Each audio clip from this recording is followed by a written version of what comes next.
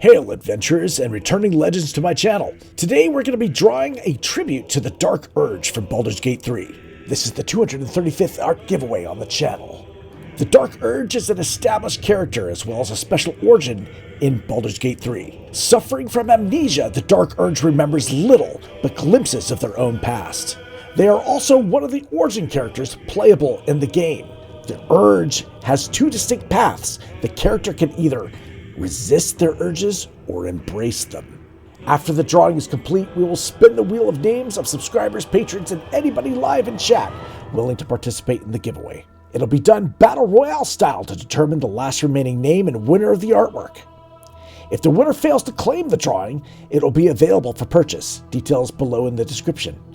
It all starts with an intro to the character, and we journey through the panels from Hell by Larian Studios, this time covering the release showcase. Then a mixed batch of various music and videos until we get to the art giveaway. If you'd like extra entries to increase your odds of winning, you have a couple of choices. You can subscribe to the channel on Twitch, Kick, or DLive. You can gift a sub to the channel, or you can take luck into your own hands by becoming a paid Patreon member, or even a YouTube member. You can also make a live purchase of the drawing. 100 US will secure you the artwork, but it has to be done before we start the giveaway. Of course, if you're watching this later on YouTube, please smash that like button as it really helps out the channel. And if you like the content, maybe consider subscribing. I urge you to seek out my live streams though, so you don't miss another chance to win some original art. All right, enough of my talking. Let us begin.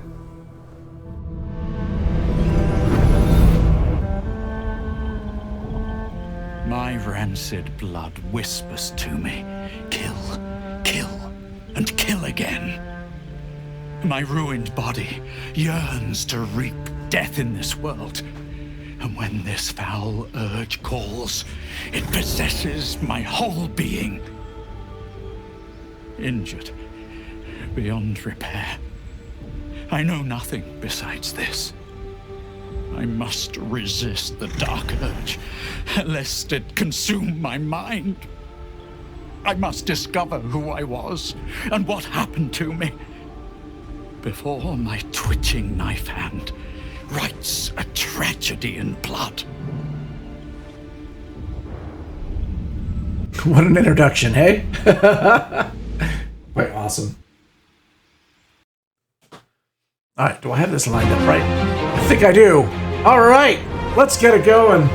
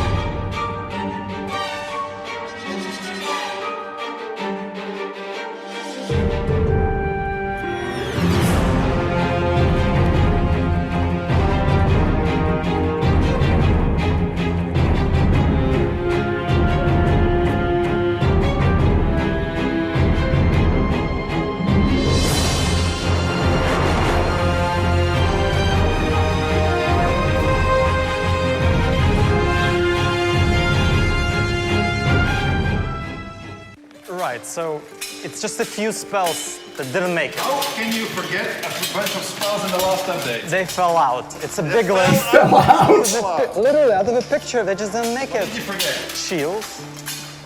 What else? See invisibility. Arcane lock. Arcane lock? No. Arcane lock. What is it? It's a kind of practical joke. The door's locked. No. Door's closed. Anybody?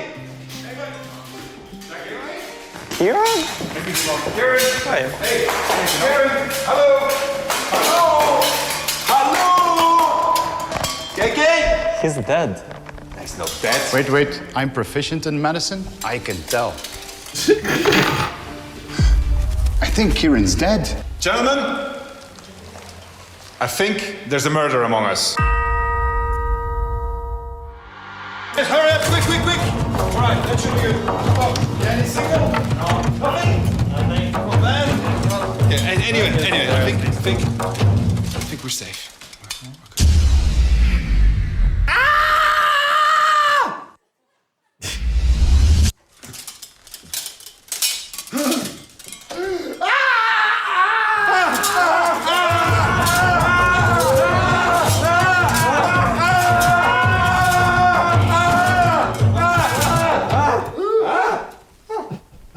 I knew it! It was you! Me? Yes! It was him! How can it be me? I don't know, but we gotta go. It's Bhaal from Hell Time. Now? Yeah! What else? He's a producer. He can fix himself. Come, we gotta go. We gotta go, Nick. We gotta go. It's time. It's Bhaal from Hell Time. It's fine. I'll be right over. I'll just indeed, like, you know, put this back in. Like this. And then cover it up with this. And I'll be all right. I love these guys.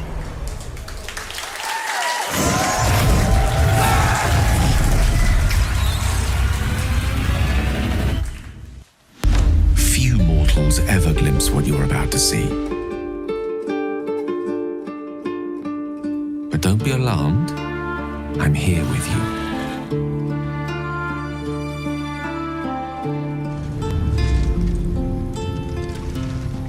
Now, open your eyes.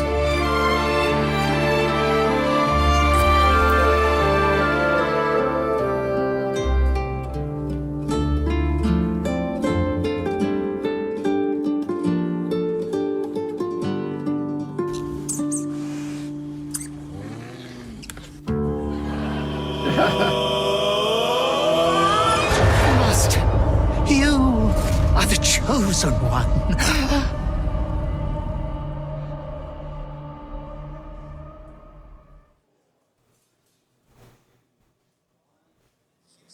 Hello, everybody, and welcome to panel from Hell number 8, the last panel from Hell that we'll ever do for Baldur's Gate 3, because the game is about to be released in less than a month from now on August 3rd.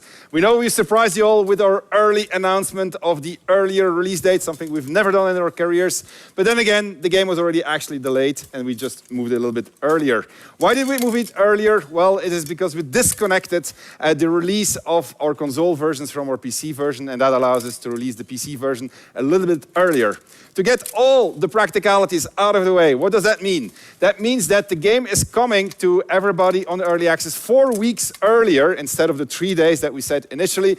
You're going to get it on August 3rd. You will be able to play all of Baldur's Gate 3 and have an incredible adventure. It's going to come on 6th of September to PS5 and then other platforms, which we actually haven't officially announced, and therefore I will not announce officially right now, are going to be later when we are finished with the optimizations. We're working hard on them. We wanted to sim ship, didn't work out. Shit happens, it is what it is. This is development. But speaking of development, this has been a development of 6 years for our entire team. We have many of our team sitting in the audience today. They are incredibly proud and can be incredibly proud of what they have accomplished. And my job here today is to guide you through a journey of what Baldur's Gate 3 is. I can only show you a very small slice of this enormous game that has so much content, that has so much permutations, and that respects your identity so much, that tries to offer you so much consequence to the choices that you're going to be making. I'm going to be joined by a whole bunch of people here, but before I do that, we are going to talk a little bit about the Digital Deluxe Edition, because I forgot that one. The Digital Deluxe Edition is coming to everybody who bought the game in early access. So you're going to get all of that content for free. You're not going to have to buy anything. You're going to get the Digital Bard Song Pack, the exclusive dice, Treasures from Revelon, Adventurer's Pouch, and a bunch of bonus digital content, all for free, because you supported us so much during early access. And we cannot thank you enough. This game would not have been possible the way that it is now if it wouldn't have been 3 years in early access. And actually, I don't know if you've been counting, but last Sunday it was 1,000 days in early access, which is a very long time. It took us a long time to finish it. There was obviously a few accidents in the universe around us that didn't help in this, but we are now at the end of the journey and we are very, very proud. So, we're going to be joined by a bunch of people. I'm going to kick off with a video which is going to talk about character creation, and then we will have a chat about the stuff that you saw. There's a lot of new things for you to discover. So let's get started with this character creation video. Cue vid. Every choice that you make in character creation has an influence on the way the story will play later. Before you even start the game is ready to react to you based upon the character that you have created. First and foremost, we of course adding some new races, which is long-awaited half-orcs and dragonborns with some of the unique customization options. And I'm really happy with how our dragonborns currently look and animate. We will teach you everything you need to know to hit the ground running with a character that you feel happy to play. It's not a superficial engine. You aren't just making aesthetic choices about your character, you're defining their identity. So if you choose your class, your race, your pronouns, any of these things that you choose in there, they will be not only honored through the game, but they will impact your experience. Classes are very central to the process of playing D&D. For us, it was super important to hit the class fantasy. For release, Baldur's Gate's class system is stupidly deep now. We've got 12 classes, 46 subclasses. On average, every class has 3 subclasses. But with cleric and a wizard, they have 7 subclasses and 8 subclasses, respectively. And also you can mix and match them, for all of them. Multi-classing is a feature in our game. Within that, we've tried our best to include as much content from Player's Handbook as possible.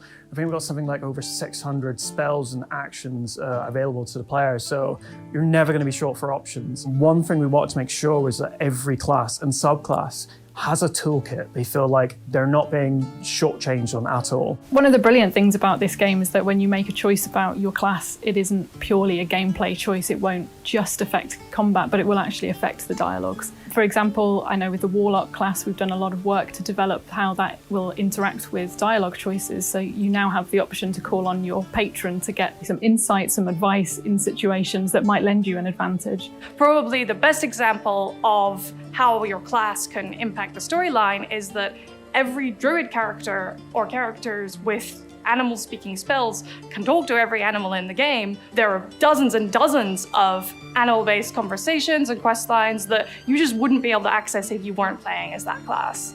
If you're a barbarian, your whole skill set lends itself to being loud and just using force. What class you've picked will change how you experience the game throughout. All right, so for surprise number 1 of the night, we have completely revamped character creator.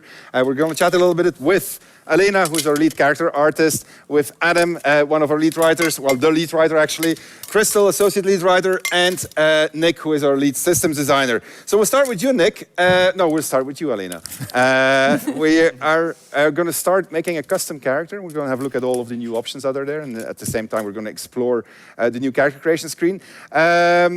Let's start with the elf, I believe. Yeah, so here you can see our beautiful racial lineup. And some of you already has spotted some new races, which we're gonna dive into. Yeah. But maybe before that, we can also show you what we added. So let's do maybe for each race, let's show one new customization option as we progress. So let's start with elves. What would you customize on elves if you would start? So for elves, I wanna show you our kind of skin customization options. So we added maturity, which is a slider, which can make you a bit older.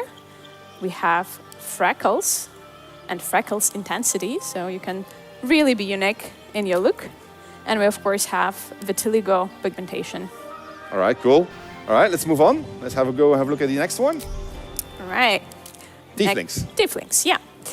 So some of you might have guessed, but we've added horn customization. Well, you already could customize how your horns look, but now you can customize your horn color and even your horn tip color. All right. Shall we get excellent. this purple? Yeah.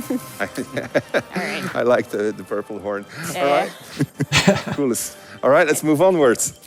Okay. Drow character. Mm-hmm. So for Drow character, we can show you some of the scarring options that we have. And not only we added some additional customization option, but as you can see now, you can actually see what you customize. Okay. So there are some beautiful icons. All right. Excellent. All right, let's move forward. Right, humans. So what we want to showcase for humans is actually more hair options. So now it's a really long list to scroll. And you can finally see what you're picking as well, because the hair in the so game many options. is really, really special and amazing. But it's a lot of work, right, to get every single hair in there? The work is like really intense. One hairstyle can take a lot of time because you basically hand place in each and every hair, like in the place, in the position. It's much harder than, you know, doing like a hairdo.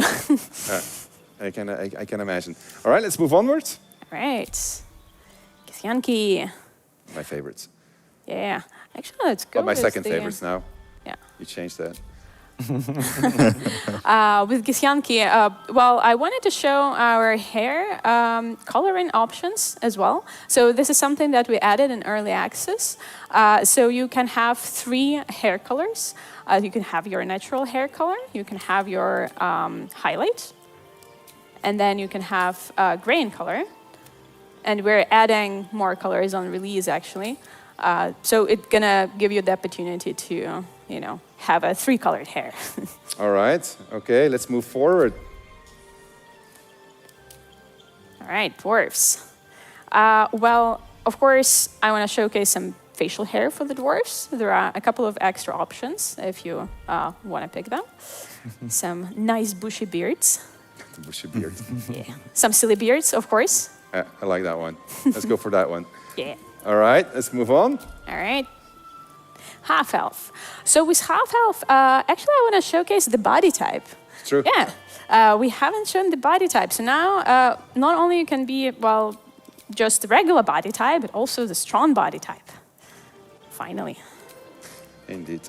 Yeah. Buff. All right, move onwards. All right, halflings. For halflings, well... It's halflings. You want to yeah. throw them around. I mean, that's literally the thing with halflings, right? I would imagine what so. I prefer even overthrowing halflings? Your next one. Drone gnomes. Yeah, absolutely. Exactly. With gnomes, so they are really, really easy to throw away. All right. Indeed. We can show you one extra thing that we've added to our body art tab, which is piercings, which are also available for all of the races. Okay, cool. All right, you've been busy. Go ahead. What else do you have? You have orcs there? Half orcs, yes. Oh, they look very cool. Yeah. So with half orcs, I do recommend going with everything, you know, add a tattoo, add a piercing design, and obviously you can't have a half orc without a good scar. So let's go with that. All right, very cool. Okay, let's move onwards to the race that everybody's been playing ever since we introduced it here in the studio. Hey, are you guys ready? Absolutely. Drum roll. Let's go. Definitely. Show them. Dragonborns. Here they are. So Dragonborns is actually our most technically challenging race because other races are humanoids. These guys are reptiles. Took insane amount of efforts to get them right, to make their scales perfect, to color them. Like it's been truly a journey making these guys. Very long one, but they look fantastic. Yeah. And you can customize a lot about your dragon head, right? Yeah, there are a couple of attachments you can pick from, and all of the attachments work on all of the heads. Mm-hmm. And of course, there is a skin color, which, we added a bunch of very exciting options for you guys. There are metallic skin colors, like kind of duochrome skin colors. But what we added on top of that is, for a white Dragonborns, we added pearlescence effect. I can't even pronounce it, but I love it. It's really, really cool. Adds like this special sheen to you. All right. Makes you especially cool. All right. And can you switch genders? Yes. See. Okay, cool. Can you zoom in? All right. They're so cool. I mean, I've been playing with Dragonborn the entire time. I was a shadow monk Dragonborn today. It was really, really cool. All right. Something we forgot to mention, there is a heterochromia now. So your eyes could be a different color. Another word I can't pronounce.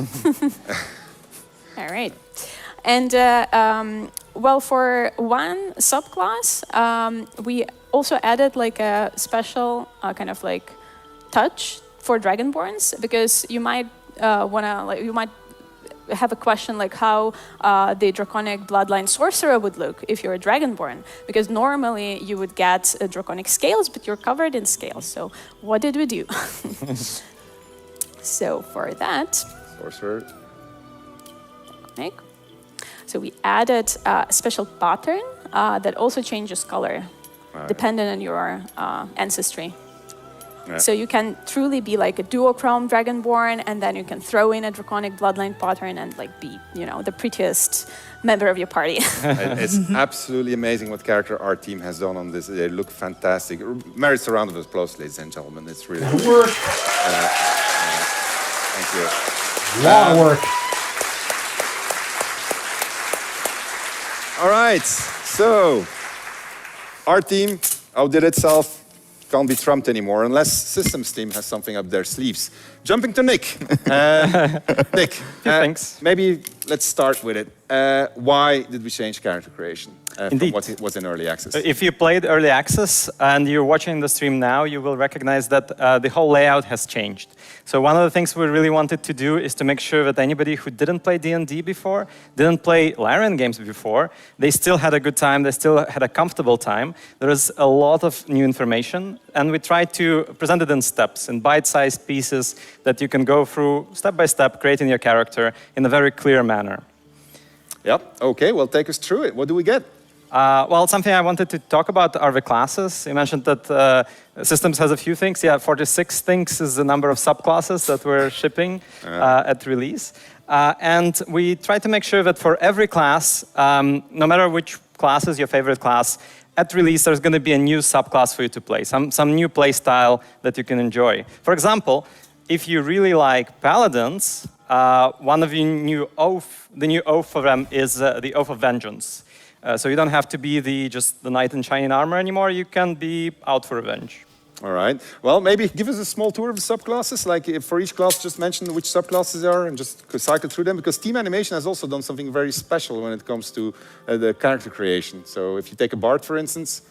Yes, the classes now introduce themselves very nicely. We're trying to really get you into the fantasy of a class and communicate what the class is, even without the text on the screen. Just by looking at it, you understand what the druid is going to be about in nature, right? All right. So which subclasses are you most excited about? I'm most excited about the subclass that is not in character creation. It's going to come a little bit later, but it's a Gloomstalker Ranger. It's a sneaky, shooty type that I'm really enjoying playing, actually. All right. So it's coming later because that's per the Dungeons & Dragons rules, so yes, you don't get to pick everything at the beginning of the game. Yes, yes. So some classes get their subclass at level 2 or level 3. Yeah, okay, but they're all present. So 48 classes is really a lot to choose from. So if I'm playing the game and I make a mistake here, yes. Like, what's going to happen? Like, do I need to restart the game or what? So we wanted to avoid players having to restart the whole game because it's a very heavily narrative experience. And there's a character that you might meet, you will most likely meet, that will allow you to reset your class. Okay. And just reinvest all of the levels. This also allows you to really experiment with multiclassing, which is a new feature that we're also shipping at release. Mm-hmm. In multiclassing, there are a lot of really cool combinations. There are some combinations that don't quite work, and we want the players to really experiment with what is possible. And respec really helps with that. Yeah, I've been fooling around with it. I've been very bad at multiclassing, I have to say. There's some really crazy combinations for very stupid reasons, but I had a lot of fun with it.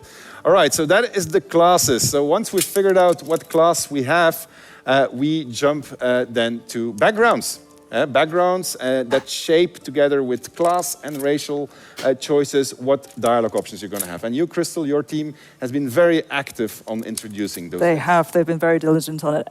You spent your first 6 hours of the game making this beautiful, complex character. You pick your class, you pick your race, you pick everything down to the eyelashes, whatever you want, and then you put them in the game, and you want the world to react to your identity that you've put out there. You've expressed yourself. The game has to recognize that.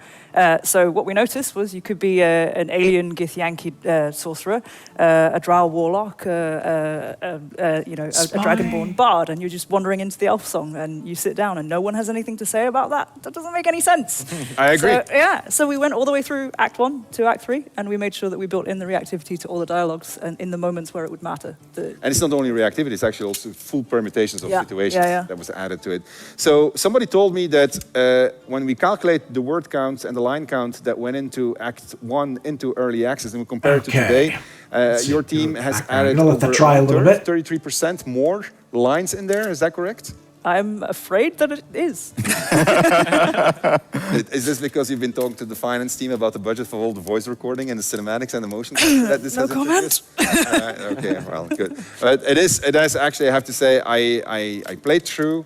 I've been playing a lot, but I mean, I've played through as a gift druid, and it was a completely different experience as if I was playing with my drow. So I was really impressed actually by how much has been added and how much deeper it feels now as a result as an experience.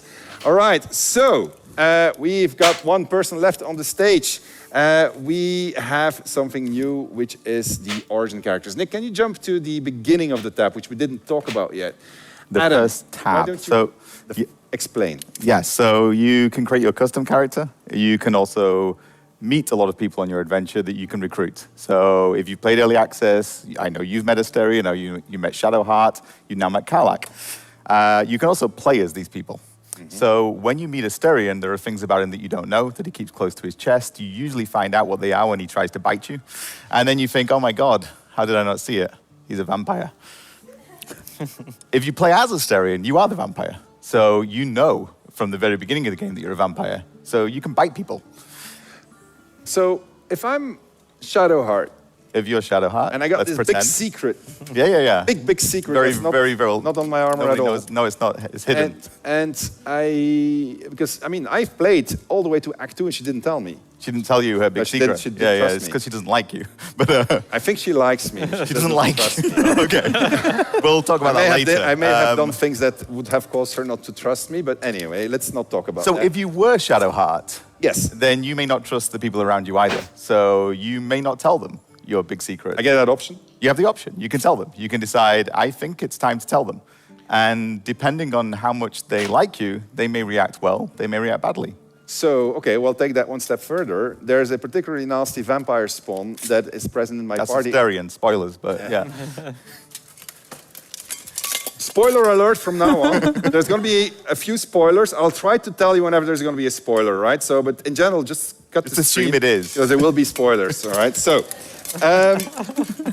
just saying. So don't tell you weren't warned. All right. So you're Shadowheart? No.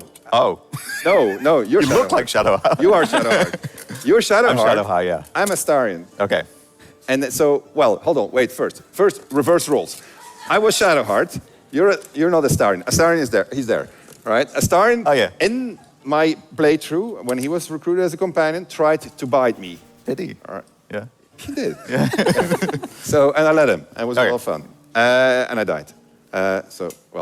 Anyway, so switch around now. Yeah. I'm Astarion. Yeah. You're Shadowheart. Are you hungry?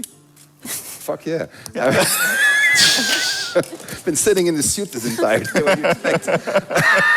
But yes, you can. The things that Astarion does as a companion, you can do as Astarion. So I can bite you. You can not now. But the other thing is that Astarion knows things about his past that you have to get out of him if he's a companion. He may open up to you. He may tell you these things. If you're him, you know them already, obviously. That's gives you a completely different perspective. It's a completely different perspective. You go through the world and you see different things. You have different lines of dialogue. People react to you differently. But also, sometimes when you go to sleep at night, you might remember things, or you might have haunting dreams or nightmares about your past. I know why you said that. I did say that for a reason. We got a video. Roll video. The forest. dark, cold, foreboding. Hello? Anyone there? First, thou shalt not drink the blood of thinking creatures. Second, thou shalt obey me in all things. Where are you? Show yourself! Third, thou shalt not leave my side unless directed. Your heart pounds, but you're ready. He's going to regret coming for you. Fourth, thou shalt know that thou art mine. 3, lie to yourself, boy, but not to me. You are mine forever. All right, so I think that is really amazing. It's something I'm super proud of the writing team for. Definitely having managed unique, to pull right? this off. Definitely unique. You tell stories in first person. You tell stories in third person, right? When you replay the game, you can have a completely different experience. We could have a multiplayer session where I'm Shadowheart, you're astarion, you're going to be... Who would you be? Liza. Obviously Dark Urge. We haven't announced them yet. Spoilers, everybody. Way to go, Crystal. Way to go. All right. So, speaking of... It was on the screen. Speaking of Dark Urge. That's what we're drawing today. Show something on Dark Urge, right? Yeah. Because you just spoiled it. All right, let's cut to a video of Dark Urge, and then you can speak all you want about Dark Urge, but with limits. All right, let's go for that. The Dark Urge is a fully customizable Origin avatar character. You can play as whatever species, class, build, appearance, gender that you would like to, and still have the character's origin story working on top of that. It's an avatar-only character, so it means it's just a character that you can play as, and you don't know what this character is. This character is someone who's waking up and the only feelings that they have are the bile of their liver, the gushing of their blood in their ruined body telling them you're going to kill and kill again. The Dark Urge, in a lot of ways, is a dark counterpoint to the main storyline. Play with the concept of why are we always so compelled to do terrible things in video games in the first place? For my first full playthrough at launch, I think I would probably play the Dark Urge. I'm a little bit scared to see what I would learn about myself, but I think that's part of the fun of it.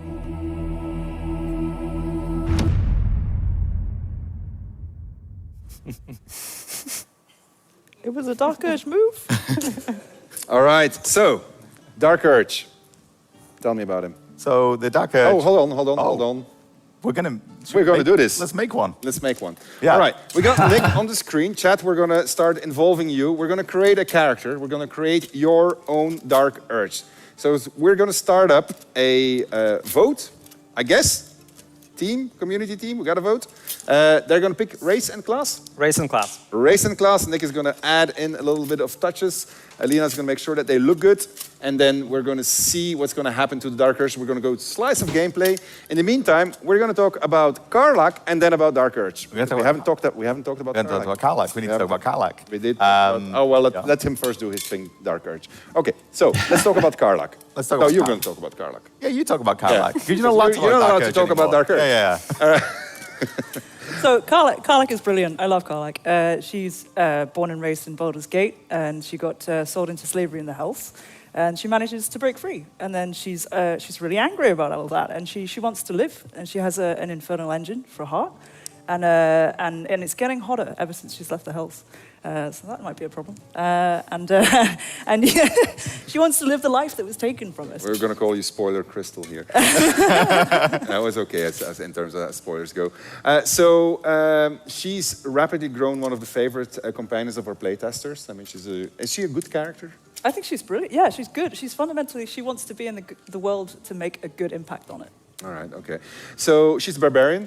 Yeah. Right, so she rages a lot. She actually has a special rage, her own very special rage that she actually the what is it? Infernal Rage, Nick? Tell us about that. She goes all up in flames, actually. She goes all up in flames. She has a special effects for this. Yeah. Right. So does that mean that if I have my wizard that's casting grease and I put karlach in there, she's just going to go boom? Let's find out. Yeah. Okay. So karlach curses a lot. Is it like really a lot? Or? Yeah. Yeah. Okay. And she. All right. Well, maybe we'll see some gameplay with karlach later on. Switching to Dark Arch. So karlach is an origin character, right? You can play as karlach. You can recruit her as a companion. So in addition to, because who are our other good characters? We got Halsin, who's now also recruitable as a companion. You can't play him, but you can recruit him. You got Minsk, all right? You got Jaheira. Also, so Jaheira's although is a little bit more neutral, I would imagine. She's got her entire Harper background and so forth. So that basically tilts the balance in favor of the good characters. Do we have any extra evil characters? I got you covered. Yeah, so Minthara, who many people have met in Act 1. Many people have killed her in Act 1, thank you very much. Some people have done other things with her in Act 1. You're the writer of Minthara, right? Well, that's her character. It's a team, but I like her. But there's a few things you can do in Minthara in Act 1. Most people choose the killing option. If you don't choose that, then you have to kill a whole lot of other people because she's not a very nice person. If you do that, then we decided that you deserve a reward. And in Act 2, you will be able to find Minthara and recruit her into the party. And that's actually going to put you on a different permutation than the permutation you may have been on. Very different. Yeah, very indeed, different. Yeah. I love that moment. I think it's really, really cool. I really like the question that she asks also. Yeah. We won't say that now. We will not talk about the question. All right, so Minthara, Halsin, karlach, Jaheira, Minsk. These are all characters that were not in early access. Dark Urge, obviously. So these are all characters that players haven't had the chance to experience yet. And then we have the avatar point of view from all of the other companion characters, going from Lysel, Shadowheart, Will. We didn't talk about Will. No. Tell me about Will. We've redone Will. Pretty much every line of dialogue's been rewritten. We changed the story a lot. We realized with Will that he had this incredibly compelling story. We weren't telling it as well as we could have done. So we did it again, because that's what we do. What we do. He goes in different directions much earlier in the game. Traditionally, with RPGs, people will tell you, oh, this character can go down 2 different paths. They do it as late as possible, because then there's less permutation. We did it at the beginning. Oh, my God. Will's a very complicated man. He's got a really complicated story in terms of development. Yeah, for the player, it's very obvious. But the results of his choices are insane. Yeah, no, from the very beginning. So he has a pre-existing relationship with one of our origin characters, and he has a pre-existing relationship with the city of Baldur's Gate. We can say what his relationship is. Well, he wants to kill karlach at the beginning of the game. So we made 2 origin characters who one is trying to kill the other one. Yeah. So if you follow Will's original origin quest, you cut karlach's head off. This is true. Yeah. It's very sad. It's a great scene also, actually. Yeah. Well, I mean, with due apologies to the karlach developers. But you can also not do that with Will in the party, and then he goes down a very, very different route. He has his reasons for what he's doing. Karlach has their reasons for wanting to survive. They can become very good friends. I can imagine. Yeah. It's true, yeah, most people do.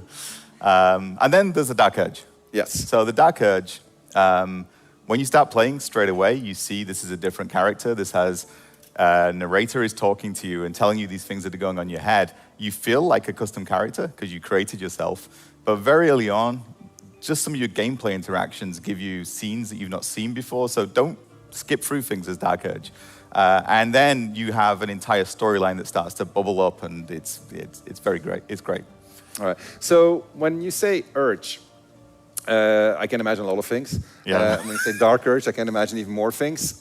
So this particular character has an urge that is making them do things, but they can also resist it, right? They can resist it. So we all sometimes have dark thoughts. We all sometimes have impulses that we think, oh God, I shouldn't, and maybe I should. And as a Dark Urge, you can or you can't. But sometimes it's going to be very difficult to resist. Yeah. Sometimes you're going to say, this is really good fun. I'm going to lean into this. So I saw chat saying the murder hobo.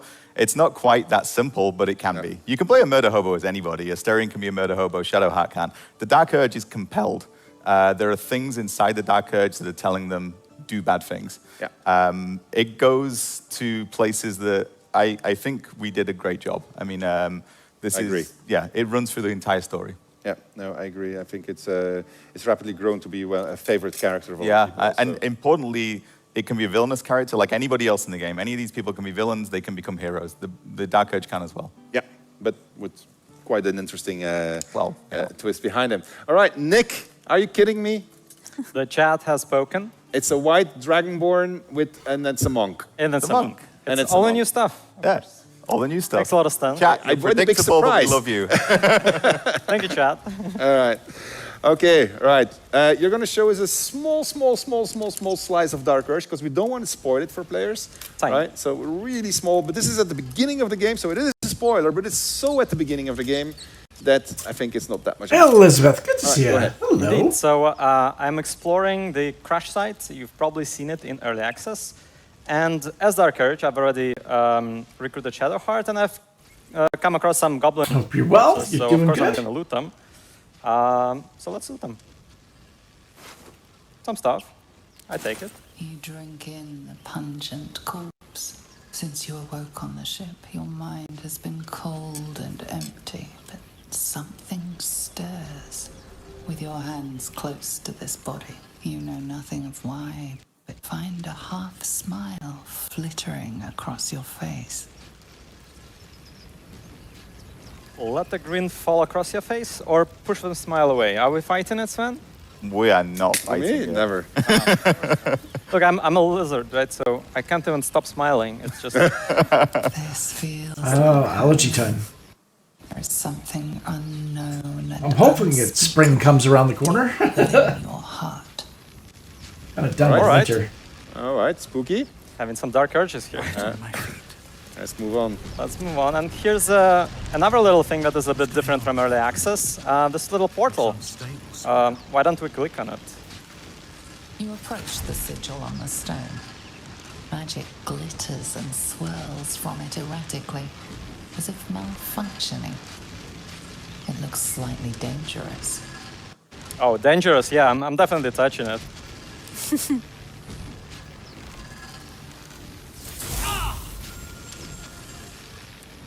Well.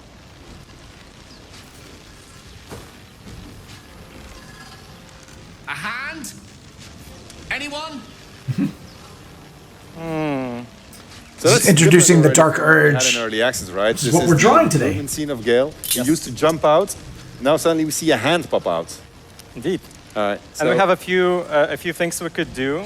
We could ask, who are you? Or slap the hand away.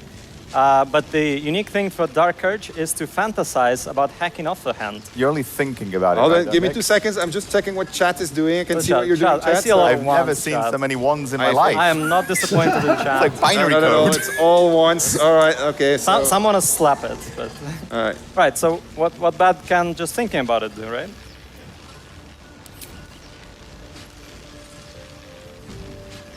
This branch of flesh is begging to be pruned, and its sap sucked from. My mistress' eyelids! Stop! Cease, you loon! Ah! Ah! As soon as the dreams cross the threshold of your imagination, you snap back to realize they have all come true. You were supposed to lend a hand, not take one. She glides through you. You were dazed on the Nautilord, but now you are truly awake. Alive. So this can be a very lonely journey. I like his hands-on approach, but... Let's give Nick a hand. All right. Been sitting on this one. Yeah. All right, so this is a game where you can just kill your companions like that, and then you can just continue journey ahead. And so There's more companions. there's more companions. More. Well, what if all the companions die, Nick? What do I do then? You can hire hirelings. Aha. If you run out. There's 12 more hirelings for your Dark Urges. You can really fill that camp with corpses. So that means you get one for every class, subclass, and then you can... Hirelings are just custom characters of each of the classes. In case you want to fill out your party or you want a party of all barbarians, let's say, you can go for that. All right, excellent. And then you can respec them also, I guess. Indeed, you can respec them as well. All right, excellent. I think you want to show us one last thing of Dark Urge, and then we'll just move on. Check your inventory, Nick. See. Check my inventory. Yeah. Let's take a look at it. Yes. Yeah, Trophy. So what is this? To better go to sleep at night? Well, to put under your cheek, I guess. A memento of Gale. I think I need to lay down, okay? All right. Before you go to sleep, I would like you to show a little bit of camp clothes if you can. Yes, so you will see that when you go to camp now, you're wearing something more comfortable than your metal armor. As you can see on Sven, it's not incredibly comfortable to sleep. Yeah, it's a beautiful It day. is a new armor. Look at me. Yeah, I told you that the weather was going to get better, hey? Summer armor. Very new, very loud armor. Anyway, Anyway, nobody can sleep in that. So you can sleep on something more comfortable, like these pants. Dragonborn would like to go shirtless, I suppose. These items are just clothing that you can equip. You can find more in the world. You can apply dyes to them as well. So you can customize how you look in camp. And if you really want to, you can also keep wearing it outside of camp as well with this little switch right here. All right, cool. So everybody has camp clothes you can buy. You can go and shop. Yes, you can go shop, you can buy them. All of the origins have a unique pair as well, which was a lot of work for the character team, I'm sure. Yes, it was. Do you have my the thing I asked you, or do you not have it? My little So many cloak. things. My cloak. Oh no, I don't have a cloak. It's okay. That's all right. Never mind. We'll show All it right. I like that cloak. Anyway, cloaks are a thing, by the way. Cloaks were not there in early access. Oh, it's true. We're gonna have cloaks, but we don't have one right now. We'll show it. All right. And, Find a place. And you can recolor all of it, but with dye. You can apply colors to clips. All right. Okay. Cool. All right. If we get there, we'll see how this stream goes. Make sure that we remember to put on some face paint also, because I really enjoy face painting. It's really. We'll see. Okay. So that's clothes. Let's go sleep. Let's go sleep. I just do a partial rest. As you writhe with sickly dreams, a deep And do a little bit of a red light Though you and a have sinister temple, light. You know your on my broken face. mind is not like the others who bear the worm. A few scraps of the past come back to you now and then, and you can never quite tell where the knowledge comes from. Inexplicable, violent yearnings overwhelm all other thoughts. Who could you possibly be to be their vessel?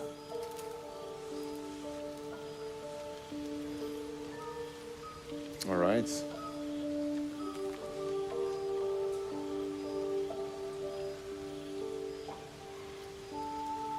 Think upon your heritage. Is there truth hidden there? The ancestral knowledge of your dragon clan is diluted amid the liquid hate in your blood.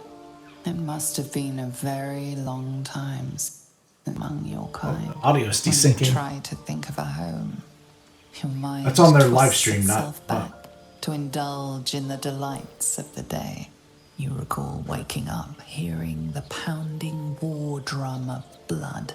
How much you treasured the sight of the first corpse you took, the waggling stump you left of that wizard's arm. Do we swear to resist? Or do we lean in? No. Lean in. That's good. Lean deeper. We'll let the players will resist. Welcome me to draw with me. Imagining a broken, Chat twisted agrees. neck, and a thrill thinking of a intestine. As these images flood your mind, you fall soundly asleep like a babe in arms. Blood, blood, blood, blood, blood. Wow. I think there's a message there. All right. Dark Urge. Let's give Nick a hand. Thank you very much, Nick.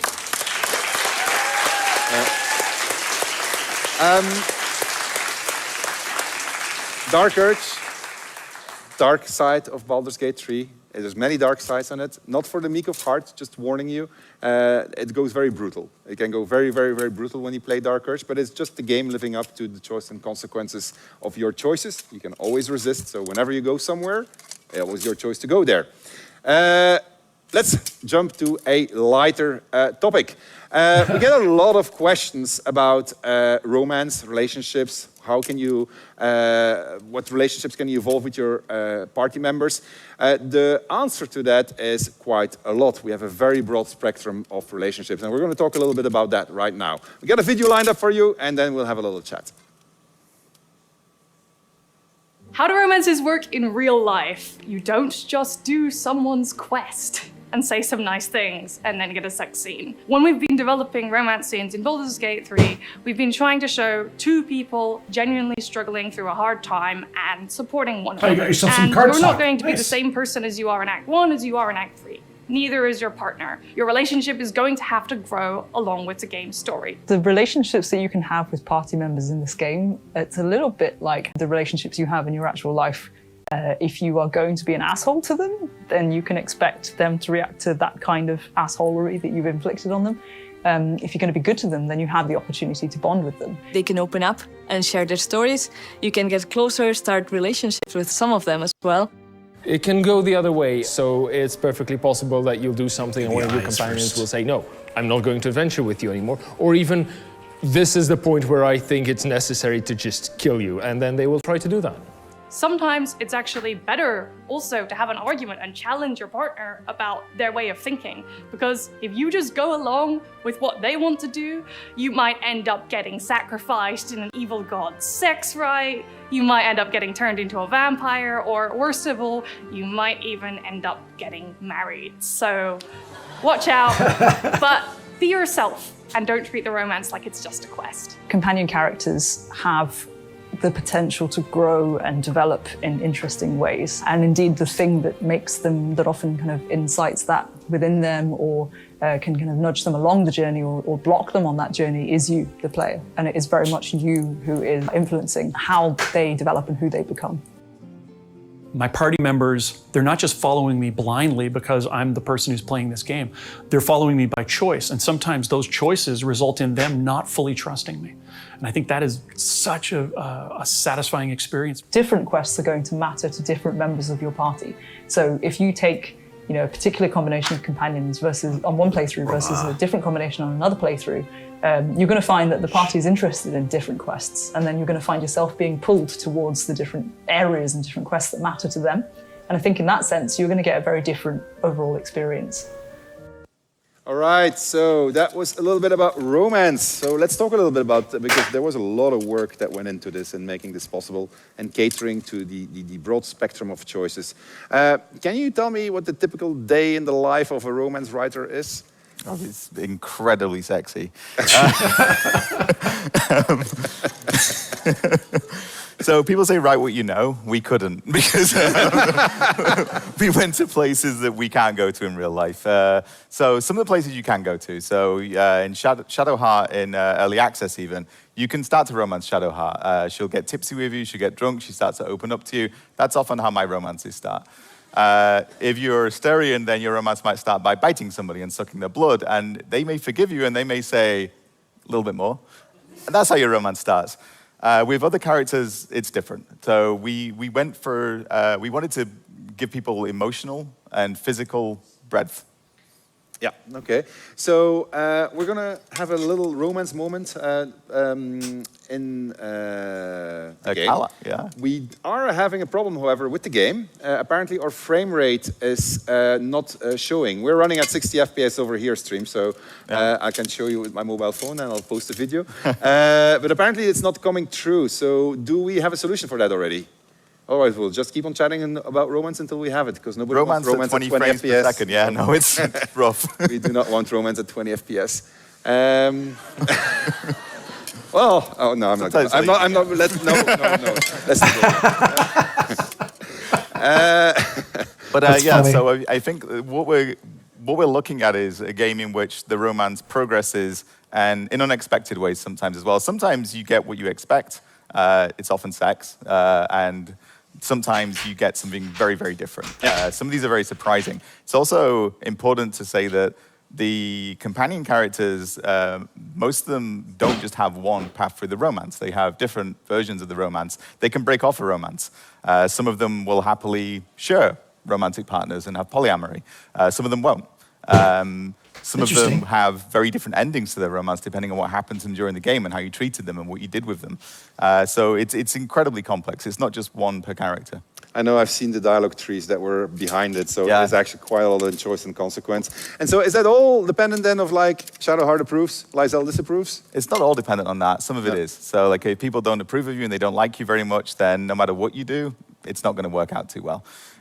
So that matters. The way you behave in the world matters. As Bo said, Bo is one of our designers, writers in the video. It's not do my quest for me and then I will have a romance with you. It's more complex than that. So if they approve of the things that you're doing, they'll start to trust you more and more. And then if you decide to pursue a romance with them, it might work out. And sometimes they'll pursue the romance with you. Sometimes they initiate it. Okay, all right. Okay, good. I can see people working on the computers, so we're just going to give them a little bit more time so we can actually stream properly again. Crystal, you've worked on a lot of permutations in the game. You specifically have spent the last, 6 months of your life on the ending? Pretty much, yep. Something like that, right? So you, in the ending, in the permutations that you're catering for, how is romance accounted for? Is that something that you look at, or? Yeah, it's something you have to look at, because if you didn't, it would feel really weird, right? If you have this really deep bond with a companion character and you get to this point where you have to make a key decision about how you want your story to end, what they think is going to matter to you. So those moments have to be factored in, and it means that in one of our final dialogues, we have 1,900 lines, and you will see, 30 seconds to 2 minutes of that, and get a sense of what. So a question I got a lot, we've done a lot of interviews in the last couple of days presenting the game to press and to creators. The question we got a lot is doesn't it bother you that people don't see 99% of your content? No, because they'll see their story, the one that they played that was true to the choices that they made all the way through, and if they really enjoyed it, they'll replay it, and then they'll try different things, and I think that'll be great. All right, well, yeah, that's very true. So one last question on this. I think the tech problems are solved. Is that correct? Are our tech? All right, they think so we'll find out. I can be good. I can be evil. Can I be evil in romance? Even if Oh, yes.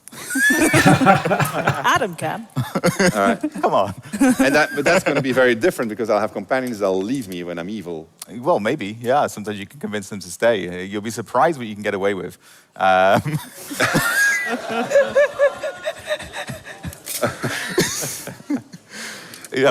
at the roll of a dice, right? Sometimes it's the roll of a dice, yeah. Romance sometimes is as well.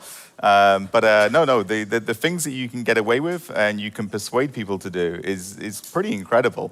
You have characters in this game that when you first meet them, you think, well, they're very sweet and nice and there's no way in hell they'll follow me into the darkness. And if you play your cards right, they will follow you into the darkness and then they will do terrible things in the darkness. All right, okay, good. We've got the frame rate problem solved, I hope. So let's jump to the game. Crystal, you're going to give us a small stroll. Where are we? In the lower city? Yep. All right, and so we're going to have Karlach is currently your partner.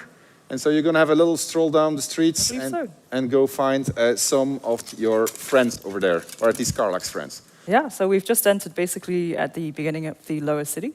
I see a little small person over there selling newspapers. Let's go check him out. Hello? Does anyone want to buy a gazette? Not the best one, but I'll take a...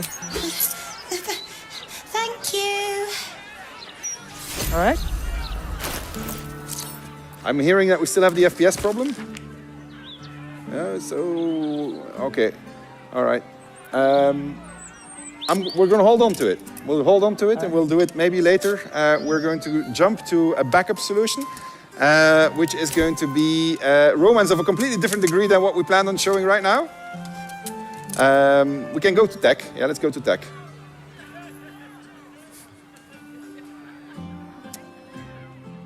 All right. Oops. That's what live streaming is like.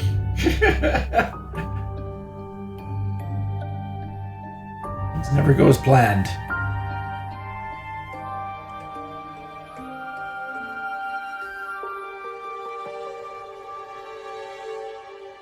Hey. What color dragon are you going to be doing, Elizabeth?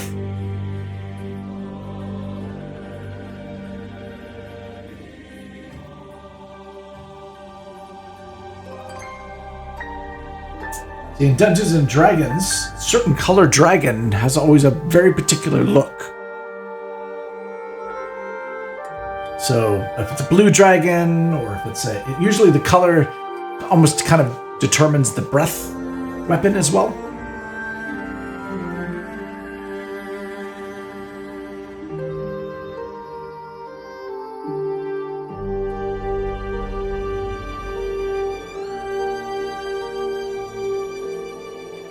Right. Ah, your favorite color is blue. Okay.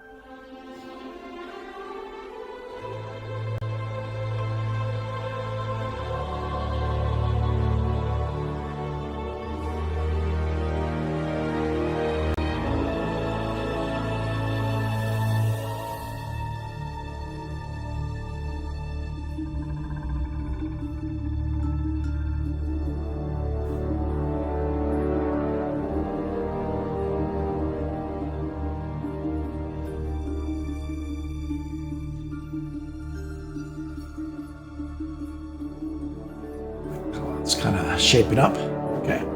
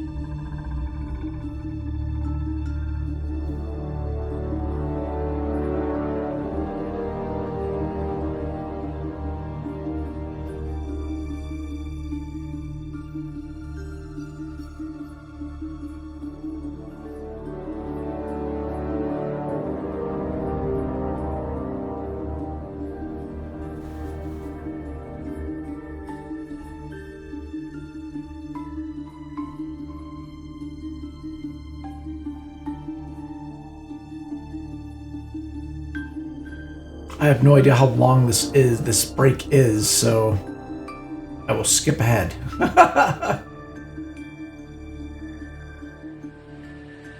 Like it's back about there.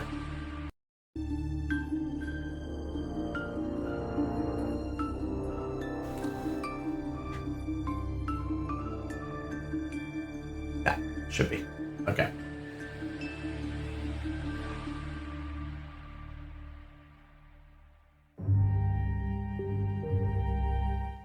All right, chat. We are close to a backup solution for our streaming problem, for which we apologize. Obviously, not what we wanted. But while we are waiting for the tech guys to sort everything out, we decided we can do a live AMA. So ask us questions and we'll answer your questions until they have figured it out. So that gives you like 5 minutes of exclusive access to us in terms of ask us anything. Anything. Anything. All right. Now we have to wait for the delay on the stream. And how many voices in total in the game? I assume that there's a question about player voices, so there's 8 in total. If it's a question about how much voice lines we have in the game, it's somebody's going to have to watch that chat, and now it's going way too fast. We're going to have... yes, no, yes, no. 100... I think it's close to 190,000 lines recorded. No, it's a lot. Yeah, it's something like that. I had the numbers in my head at some point. We killed our producer, so I don't know anymore. Beginning of stream. It's worth putting that in context, actually, also, because we saw, once we announced that we had, like, what was it, 2.5 times full episodes of Game of Thrones in terms of content combined. Everybody assumed that you're just going to be watching, like, hours and hours of cinematics, but that's not true. It's just because there's so much choice and consequence and permutations in the game.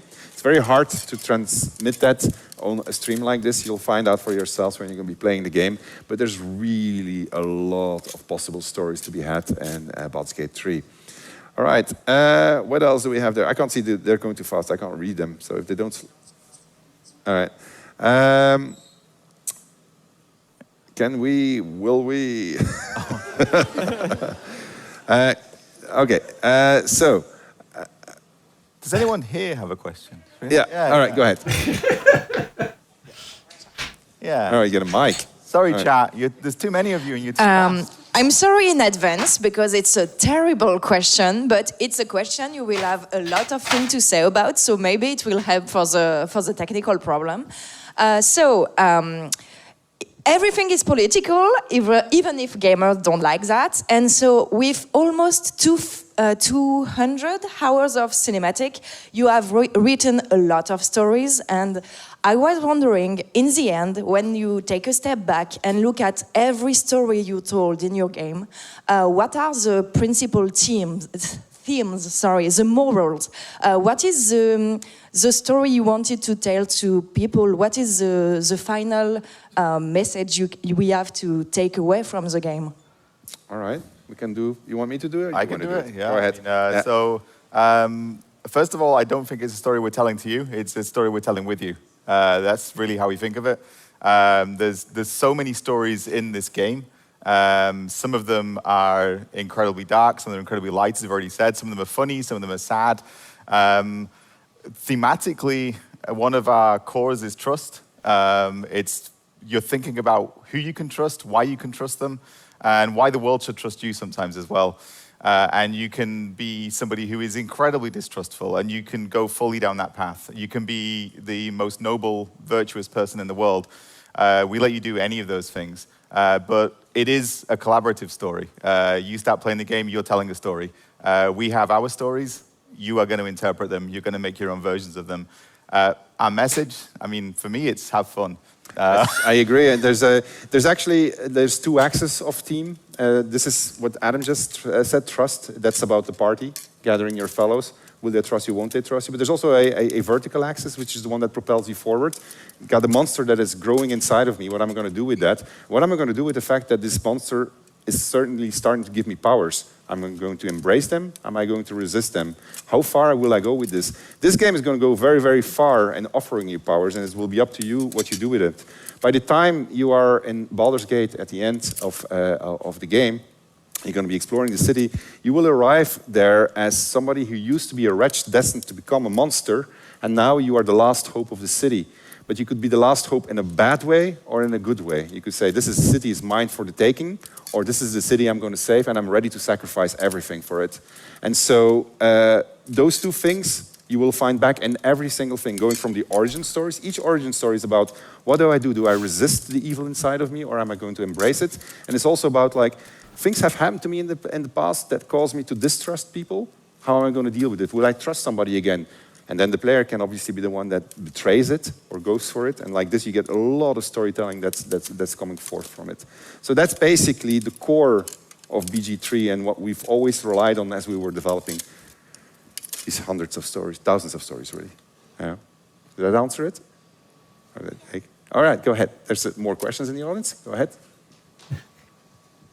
Thank you very much for this fantastic panel. Before the questions, I'd just like to give a huge shout out to Twitch chat. We've got you on our phones and we're trying to answer as many questions as we can for you. My name's Josh. I'm a massive fan of Baldur's Gate 1 and 2. I have been since I was a kid. I've played the games my entire life, and the name is legendary. The stories are mythical, and Baldur's Gate 1 and 2 are some of the most respected RPGs of all time. Why do you think Baldur's Gate 3 is a worthy successor to this title? Okay, I have many reasons. We can just break them down one by one. So obviously times have moved on. We are 2023. I think the first Baldur's Gate was in '98, if I'm not mistaken. So back in the days, Baldur's Gate 1 embodied everything that Dungeons & Dragons was. It was the first game that really allowed you to play D&D in a video game. It had multiplayer, which was very advanced for its time already. It had a party that you were growing, definitely in Baldur's Gate 2. That was really a really big innovative step back in the days. We've done the same thing, but with 5th edition. We've taken all of the concepts that were pioneered there to a much further extent. The relationship building that you're going to be doing inside of the game, the party that you're going to gather, that has, you will find out when you're going to play, that has lots and lots more than what was possible back in the days, both in the fact that it's being told to you in a cinematic way, but not in just a linear cinematic way, but actually in a fully dynamic cinematic way that depends and reacts to all of the choices that you've made, all of the decisions that you've been making. And so that is, for me, was one of the core things that we wanted to put in a game that was about gather your party, which is what the catchphrase was of the original Baldur's Gate. The second thing is this game follows the structure of the original game. You start your adventure elsewhere. There's a big, strong call to action, and that takes you to the city. So we are basically following that same journey. You're going to have a strong call to action, which in this case is, I'm about to become a monster, and if I embrace that becoming a monster, I'm going to be a very powerful monster. I was, back in the days, you were a Bhaal spawn, and that was the same thing. I have this Lord of Murder that is guiding me, so I need to deal with that. What am I going to do with this? You could turn into the Slayer or not, and these were things that you were going to be interacting with. So there is that aspect. Back in the days, Baldur's Gate 1 was at the peak of what was possible visually. It was a beautiful world. It had a lot of adventure, lots of exploration to be had. You've been trying it out today. I don't know what your thoughts were, but BG3 offers you the same things. It gives you plenty of adventure. It gives you plenty of opportunities, but it does more. What was not possible in the days were all of the systemic interactions that we put in there. In that sense, it goes further than what you had, and it should, because it has to innovate. BG1 was an incredible, innovative game. BG2 was an even more innovative game. I think BG3 is at the peak of what's possible in traditional and actual modern RPGs also. It brings you a game that marries systemics in which you're really, really free. It marries everything that's about exploration, adventuring, everything that's been done in the genre, it's all present in there. It marries storytelling in a narrative manner that reacts to the system, to the choices that it makes. It's a game that respects your identity in ways you cannot even imagine when you start playing, that you realize as you're going through it. And you can do it on your own or with a friend and multiplayer. And so all those things together, I think, puts BG3 at the forefront of RPGs, just like its predecessor back in the days. So, and maybe, and most importantly, when it comes to BG3, I think it's a game that is incredible, a lot of fun, just like the original games were. And it's going to give you a lot of replay value, and you're going to keep on replaying, you're going to keep on finding new things, and those things they're very hard to find in this type of game. And so those, for me, make it a worthy successor. So in the, it modernizes Dungeons and Dragons in a video game, puts it back at the forefront of where it belongs to be, allows you to play it in any way you want, be anybody that you want, and then actually get rewarded by true AAA cinematic storytelling at a scale that I don't think has actually been done. And you can do it with your friends. You can be watching in split screen 2 cinematics at the same time with different choices, deal with the consequences of what your friends have been doing. It's just really, really cool. Anyway, that was... Yeah, thank you.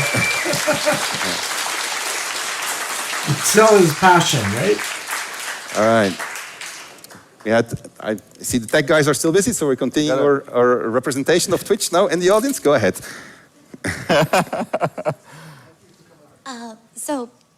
With all this in mind, how hard is going to be to pick your party members, your companions? You have been saying how many choices we have. Do we have to stick with them? Can we swap them on the go? Do we get punished for swapping them on the go? What about the ones that come later in the game? Mm-hmm. So if you can... Okay. Thanks. I'll let you do it. I just talked a lot. Yeah, so they can come with you, so is the short answer. We're not going to lock them out at a certain point. We're not going to say, hey, you've reached the city, you need to leave these people behind. They come with you. They stay at your camp. You can pull them out of camp and take them to do things in the city or elsewhere. You can put them back into camp. They won't always stay, but if they leave, it's because of something you did. It's because you annoyed them, you killed them, you were going away, you were not listening to them, you weren't doing the things they wanted you to do. So there are points where they'll leave, but they're narrative reasons that they leave. There's not a cutoff point for them. So some of them will be very insistent about the things they need to do in the world. It's based on their personality. Some of them are much more open. Some of them, they want to get to Baldur's Gate anyway, so that's where you're going, so they're going to come with you. There are some that, only 2 actually, that don't end up in the same party. Modders will make them in the same party very quickly. And that's for narrative reasons as well. But otherwise, yeah, the ones you find later in the game, they join your camp. You can swap them in, you can swap them out. All right, okay. Good. How are we doing? I see games that have booted up. Does that mean that our tech problems are solved? Okay. 59, I think is... No. 2 minutes, 3 minutes. All right, it's time for some more questions then. Yes, chat. You know. Me or chat? You. Okay. So you talked a lot about character customization and how much you care about, like, the story that the player wants to tell being told, or like telling their story, allowing them to experience that. And especially about respecting the player's identity that they choose for themselves in the game. And I just wanted to ask what your favorite part about that is, because like we had the wonderful opportunity to test it a bit as well, and you implemented so many different things, and I'm just curious which your favorite part is. It's a really simple answer. It's always the latest one that's implemented. So. Right now, I love being a Dragonborn. I mean, I really dig being a Dragonborn. I haven't done a full playthrough as an orc yet, so I think I'm going to dig that too. So it's really my systemic developer's heart starts ticking, and the entire team knows that because I get very excited about it. Is whenever I get reactivity to having made a choice at character creation, and whenever I get reactivity. Whenever I get to a choice that I didn't expect the game to react to. And so when I was walking around as a gift druid, I was super excited because I had so much stuff. Like I called them out, I said, like, guys, this is so fantastic. Like I didn't know you went this far. So that is really the bit, the reactivity that you get to your class and to your where you come from. Those are the things that are probably my favorite bits at this point. Go ahead. So you've shown us a lot of very horrible things today and in the past day.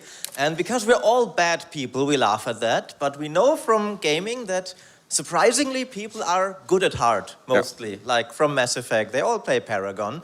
So what are you doing to actually make not just the dark urge, but also the player feel the temptation to give in to evil and be as horrible as you people apparently are?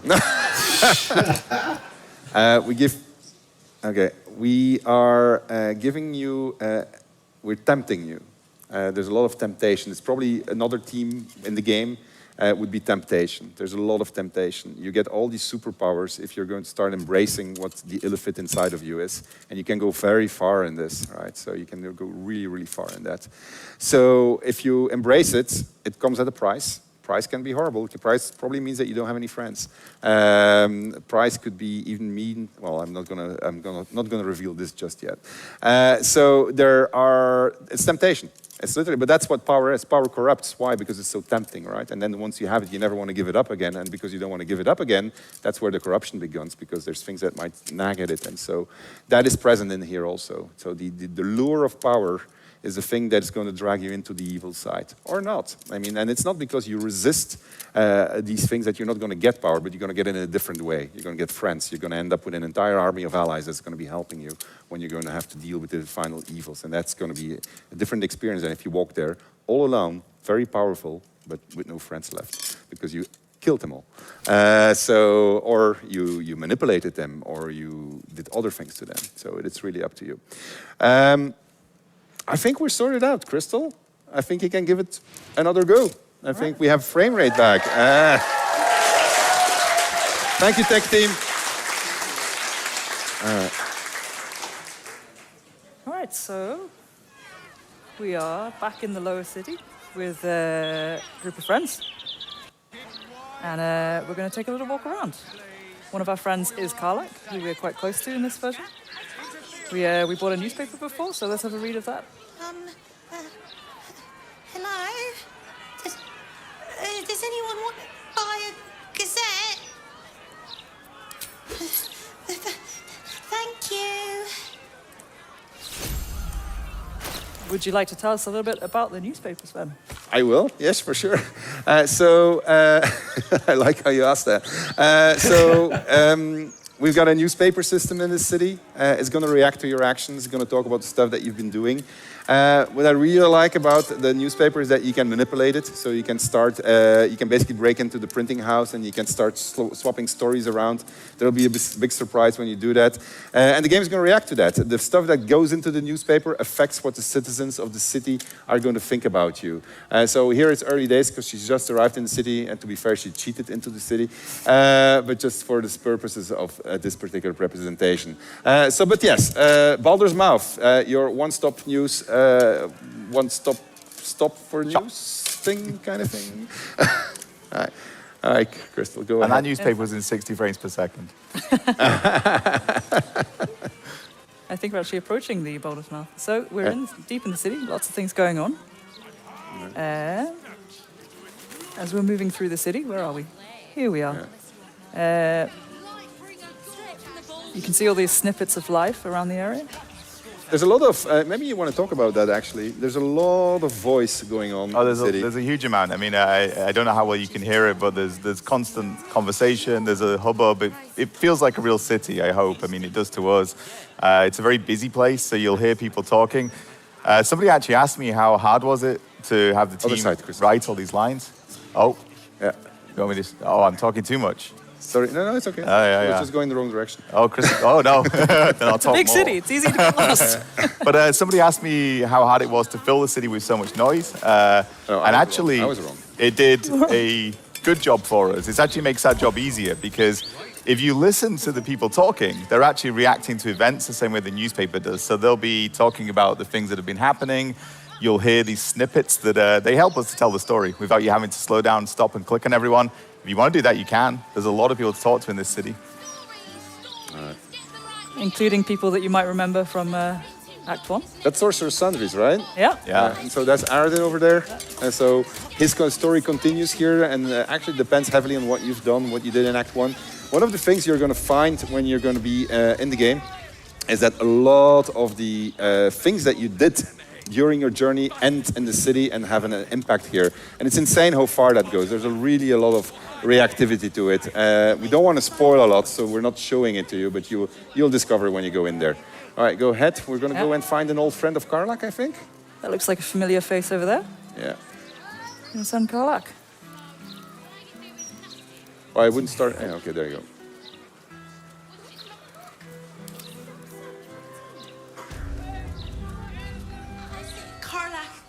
Wait, that can't possibly be you, can it? Fitz! If you want a sight for sore eyes. Can we cut for a second? We forgot to remove the debug context. I heard you'd run off to Neverwinter, and that was what? Everyone look at me. Don't go back to it, or just go. Hold on, I'll say, you know. I just realized that all our cine context is on the screen. So you don't want to see that, chat. I'm sorry. We had to rush and restart everything, so therefore... Okay, we're good again. We can go back. Good to you. I won't lie. They have. Should we let them catch up? Yeah. Well, go on, girl. Tell me everything. First thing first, you saw the news, didn't you? About Archduke Gortash. Right? Oh, I'm sure the fox will make a great duke of the hen house. I think you were the only thing that kept him a little honest. After you left, things got dark, fast. I got out while my soul was still intact. Started working for an arms merchant. Still in the trade, as you can see. Met my fella Gregor that way. Been together 8 years now.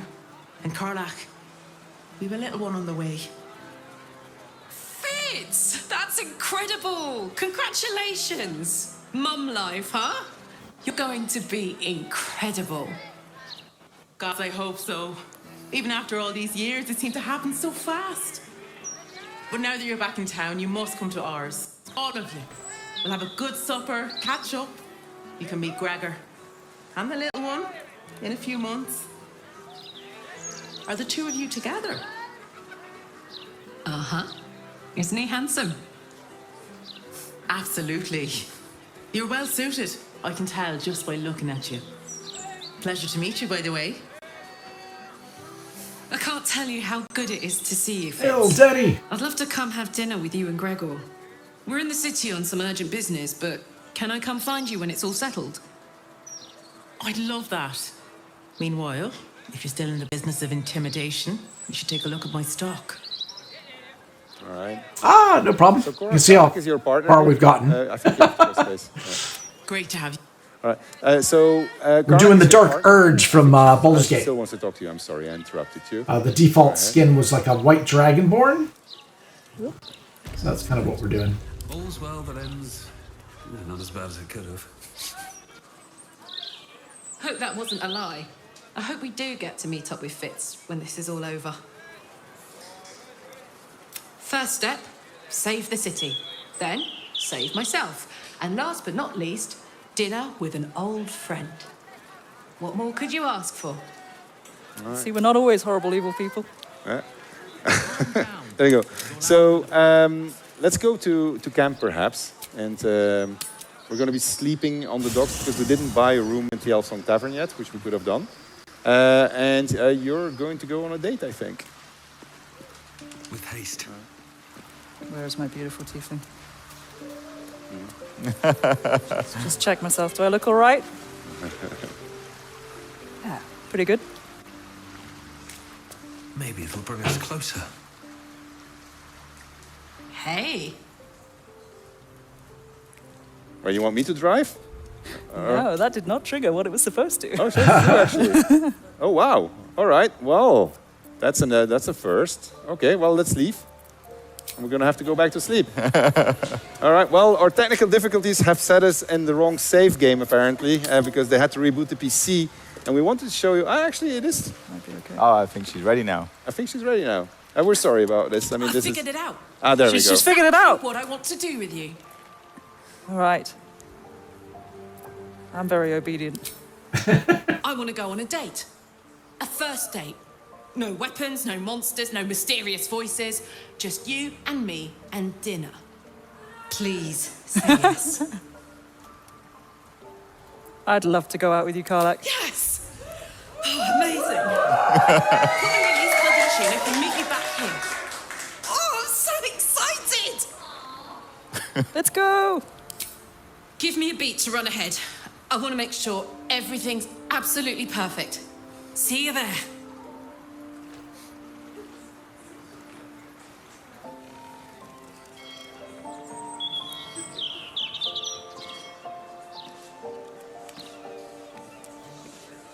That's how you go on a date. Hi. Hi. You made it. You look nice.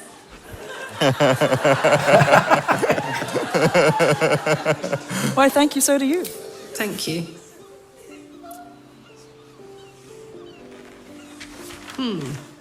Baldurian seafood stew.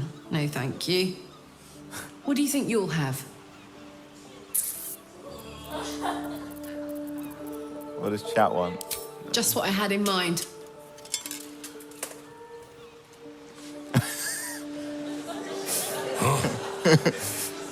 Two of the rothe ribs, please. And 2 glasses of... What do you think, chat? Wine? Chat side. Room says wine. All right.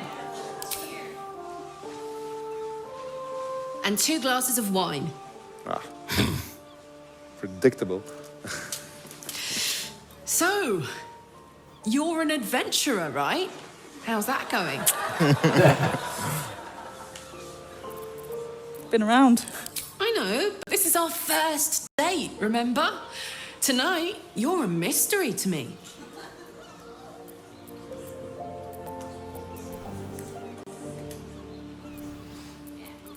Exactly. Anything you'd like to know about your enigmatic new paramour? What do we reckon? I don't know. You pick.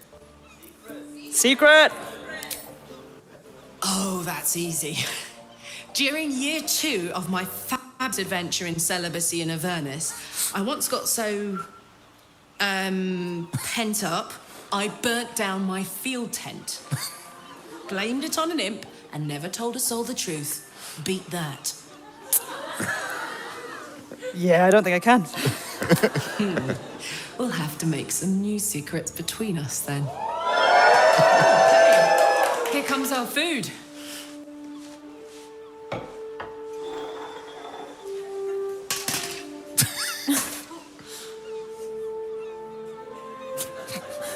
Hey, Henk, I think we ordered the... It's a bleeder.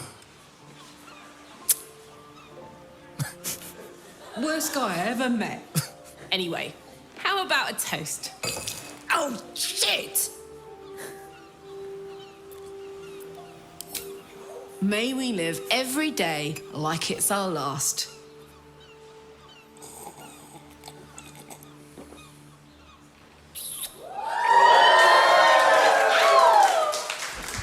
Because you never know when your last will come.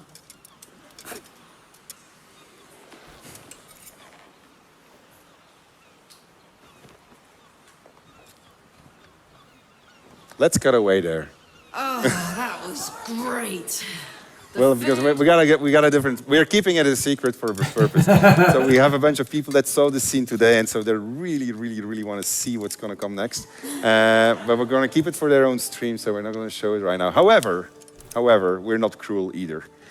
We've got a other side of the spectrum when it comes to romance, and there we're not going to intervene. We're going to let chat fully decide, and we'll let you speak for chat what options you want to take. Adam is going to take the lead.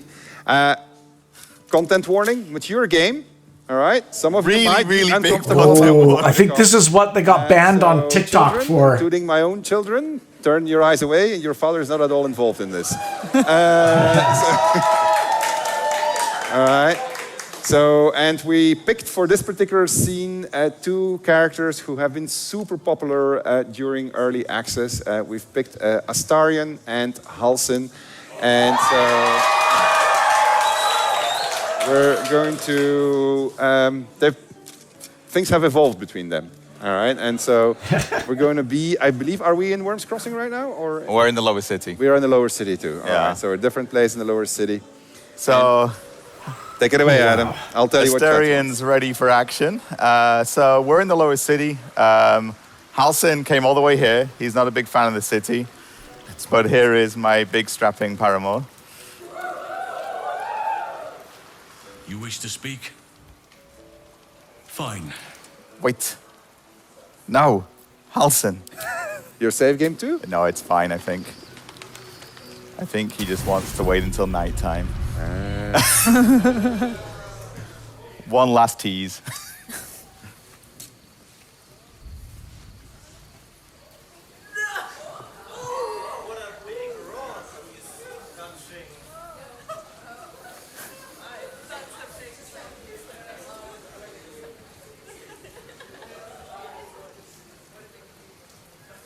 You came.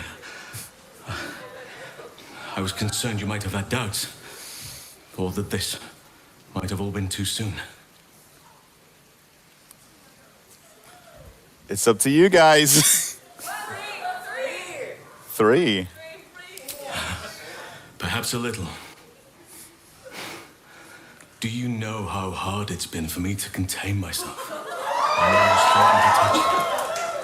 If I give in, I may not be able to stop until I've devoured you. 4? Well, hold on. We'll give chat a chance. We'll see where they want to go. 1. I've seen a lot of ones. A lot of ones.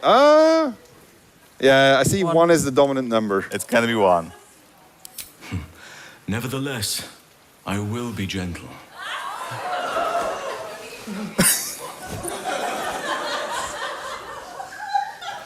Or at least, I'll try.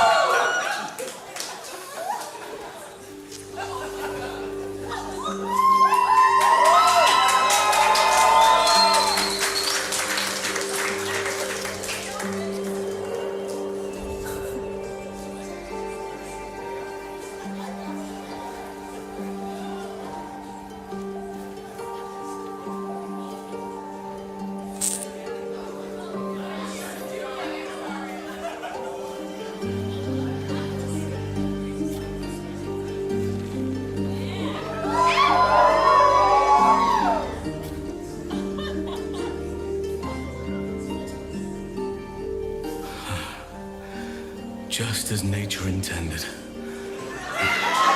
Come here to me.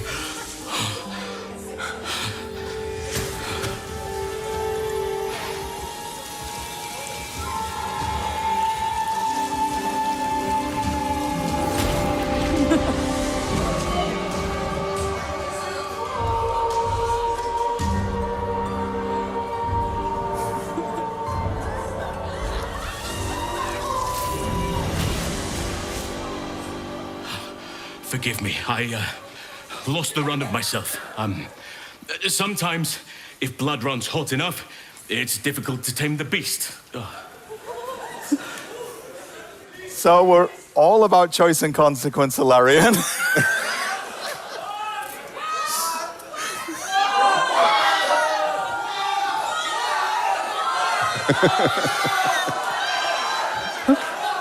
I think they want to leave.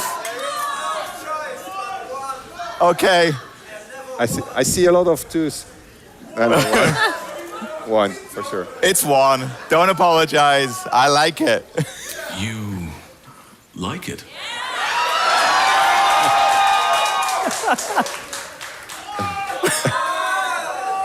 Are you certain? It will...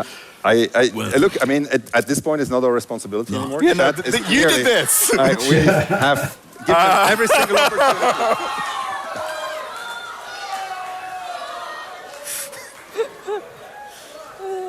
I mean, it's still me pressing the buttons.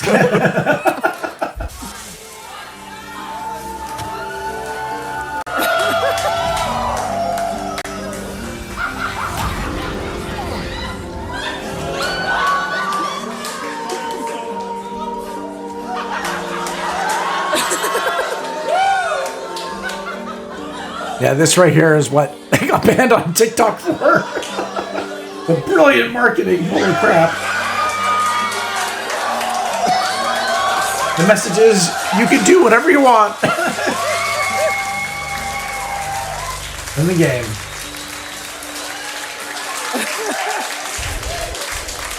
All right.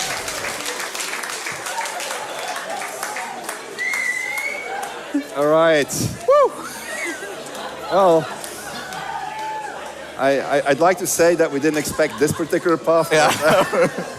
We actually did expect that one. So that was when we said spectrum, we meant it. There's a very wide spectrum. There's much more for you to discover. We don't want to spoil a lot. There's lots of moments of tenderness. There's lots of moments of silliness. There's lots of moments of fun to be had when you're going to be playing BG3. Now comes the hardest part of the evening for me.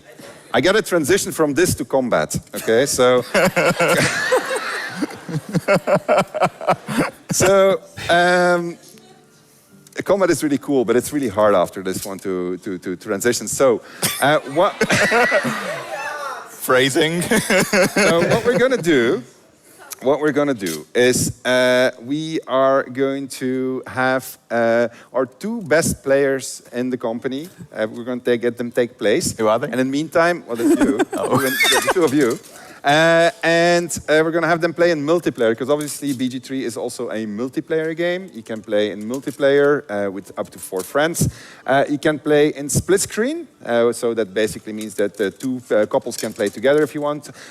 Or obviously you can always play alone. The game always works, the stories always work, everything weaves into one another. If you want to play 4 origin characters, you can. You want to play 4 custom characters, you can. If you want to, courtesy of one of our producers who came up with the idea, if you want to be the master of a necromancer resurrected army, followed by plenty of zombies, so 4 necromancers, you can do that in multiplayer. It's crazy, the stuff that the game allows you to do. So, we're going to introduce Matt, while the two of you take place. Matt, can you come over, please? So we have a little chat about combat.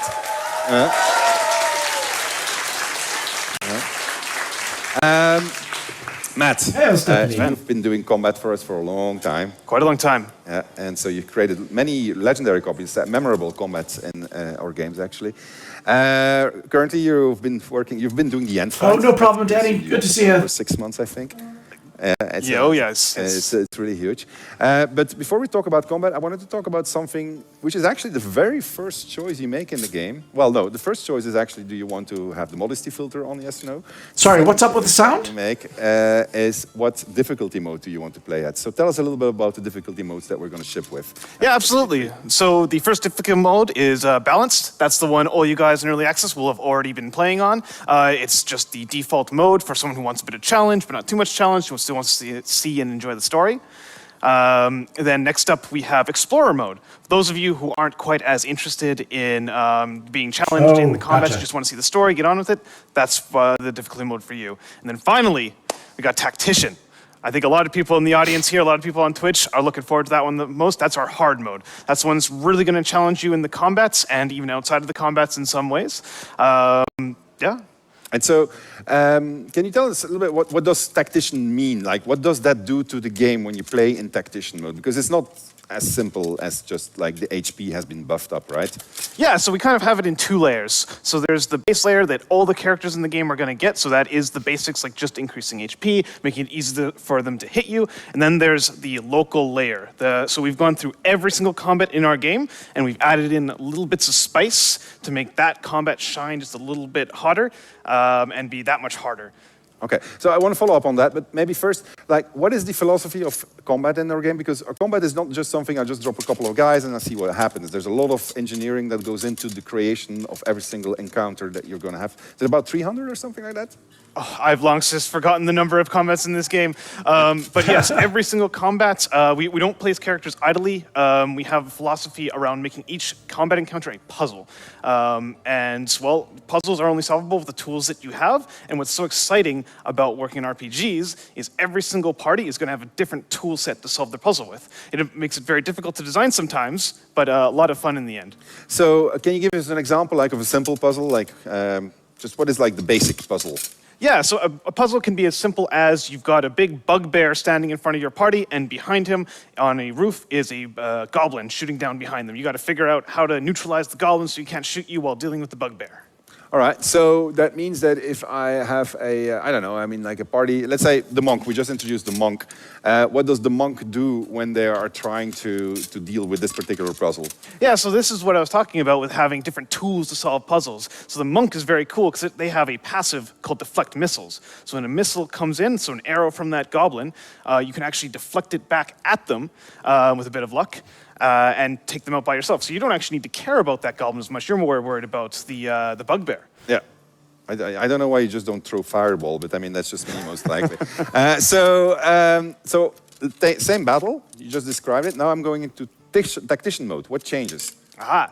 So the fun thing about Tactician is we have so many different vectors to pull on to make the combat more engaging, more difficult, and to really enhance that puzzle. For example, we could put another roof and put a goblin on top of that roof. So now you have 2 goblins shooting down at you and you got to deal with the bugbear. Or maybe we give the bugbear a grenade and now he's able to do big explosions on you. Or we give the goblin in the back a fire arrow. Now he's going to blow things up. Or maybe we put some explosive barrels around you and you got to watch out for those. It's not for me, but I know it's for you, and I know it's for this team also. So you are going to be playing in normal mode first, in balance mode, and then we're going to switch to tactician mode just to see what the delta is on this particular combat. However, before we going to do that, I believe we have a little clip that introduces the monk, because the 2 of you are going to be playing as a monk, the new class that has been introduced to BG3. So let's have let's have a look at that video and then jump to gameplay with these 2 star players. Was so good. Yeah, I know. Monks in D&D are inspired by the monastic traditions of Tibet. You will be basically a kung fu specialist. We looked at a monk and said, like, what are the key visions for a monk? Like, what do we want the monk to be? And we broke that down again and started describing, okay, so subclasses we want to bring into, we've got Way of the Open Hand, we've got Way of 4 Elements, and we have the Way of the Shadows, and each of those subclasses is very distinct in the way it interprets what a monk means. The open hand monk, that's just the classic Kung Fu movies archetype, where one person and with 2 fists and 2 legs can knock down the whole room full of enemies. The other one is 4 elements. They basically can cast spells. And the last one is Shadow Monk. It's the ultimate ninja. We wanted players to kind of see that, so we've given Shadow Monk this brand new ability called Shadow Strike, where from the shadows you can instantly teleport to an enemy and blast them for a good amount of psychic damage and your melee weapon or punches, because you want to encourage both. All right, so I gotta say, I would never in my life play a monk. No. This is my job. All right, and so I've been playing with it. I actually enjoyed it. So I got to say kudos to the combat team and the systems design team, because it was actually quite a lot of fun. And I heard a lot of people here and yesterday and the event that we organized to get first hands on the game. A lot of people actually enjoyed playing as a monk, so which is almost impossible. So it's so that's actually quite good. And look at that, we have an actual monk standing there. Hello. All right, and he's going to show us. What are you? I'm the shadow. I'm Way of Shadow, so I'm the ninja monk, the coolest one. Yeah, and I know this so well, I didn't even listen to Matt, because I know exactly what I'm doing. Okay, so whose move is it? Oh, it's my move. So first thing I'm going to do is, so you may know this combat from early access. It doesn't have to be a combat like anything else, but you walk in here, these goblins ambush you. If you're a martial class, then sometimes you get pinned down by them in the middle there, but monks are really fast. So we've managed to dash up on the roof already, and I'm going to deal with them. So flurry of punches, which looks badass, and that's 1 down already. And then I'm also going to show some Dragonborn stuff, and I'm going to burn this one with my breath. Oh yeah, because that's a racial trait that you get as a Dragonborn. So, yeah, okay. So this is a spellcaster Buyag, so I'm going to stay close to him, so I get an opportunity, attack of opportunity on him, and I'm going to throw across to Alina. All right. Well, I'm an elemental monk, I suppose, right? Yeah. Something like that. I'm a. You have absolutely no idea what you're doing, right? Yeah. I've been, just introduced to the monk class today. But anyhow, I'm gonna try to deal with 2 goblins on my side of the roof, and we're gonna try to blow them both away. And well, we succeeded at 1, right? So that's good enough. That's better than I would. Right. It's not good enough. Oh. That's fine. I'm okay. So this guy should try and run away from me, I'm hoping. Oh, there's another one down there, but that's fine. We can deal with all of these. So the good thing about the monk is the speed is what I love, because it's my favorite class now, genuinely. And one of the things I like about it is the speed, because you can close on enemies really quickly. You can do hit and run tactics. So while everybody else is prepping spells and doing all that stuff, then you run and you punch on, you get back into the shadows again. It's great. Now, I don't need to be super complicated about this. Matt promises me that it's going to get much more difficult on Tactician. But right now, we should be fine. So fine that I'm confident enough that sorry, I dashed. Oh, That's yeah, okay. you So fixed I'm going to it. get down Nice. here, and then I can jump through here, beat this guy up. We've won. ignore the scream. All as intended. All ninjas scream. This is what they do. All right, I'm gonna dash with my. Oh, did I dash actually? Oh, I guess I did. I don't know. Yeah, that's. It's almost got this one. We're doing the Dark Urge, the default skin for the Dark Urge. That's kind of what the video was earlier about. Impressive, right? You want to put them in tactician mode. This is the last panel from Hell before the release. Mode half a back in August. Listen, my mode is a story mode, so. Wait, what? No, but so I can get up here, and I get this one cornered. These little ranged guys, it's just fun to beat up on them.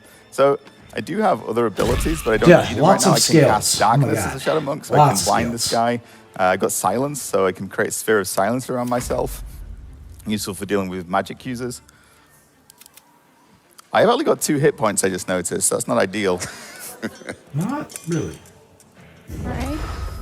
Let's finish this one off, and we'll, I guess, If they're go help Adam. They're showing the difference between, I guess, the normal mode and the tactician mode. We're So handling right it now very they're just well. playing the same scenario. Again, the mobility is great because right now you get it's these in little normal archers, mode. and I mean it's a goblin, so And they're going to this show is the like difference of what missiles, so tacticians like. Hopefully, you can send this straight back at him. How cool is that? All right, that's pretty cool.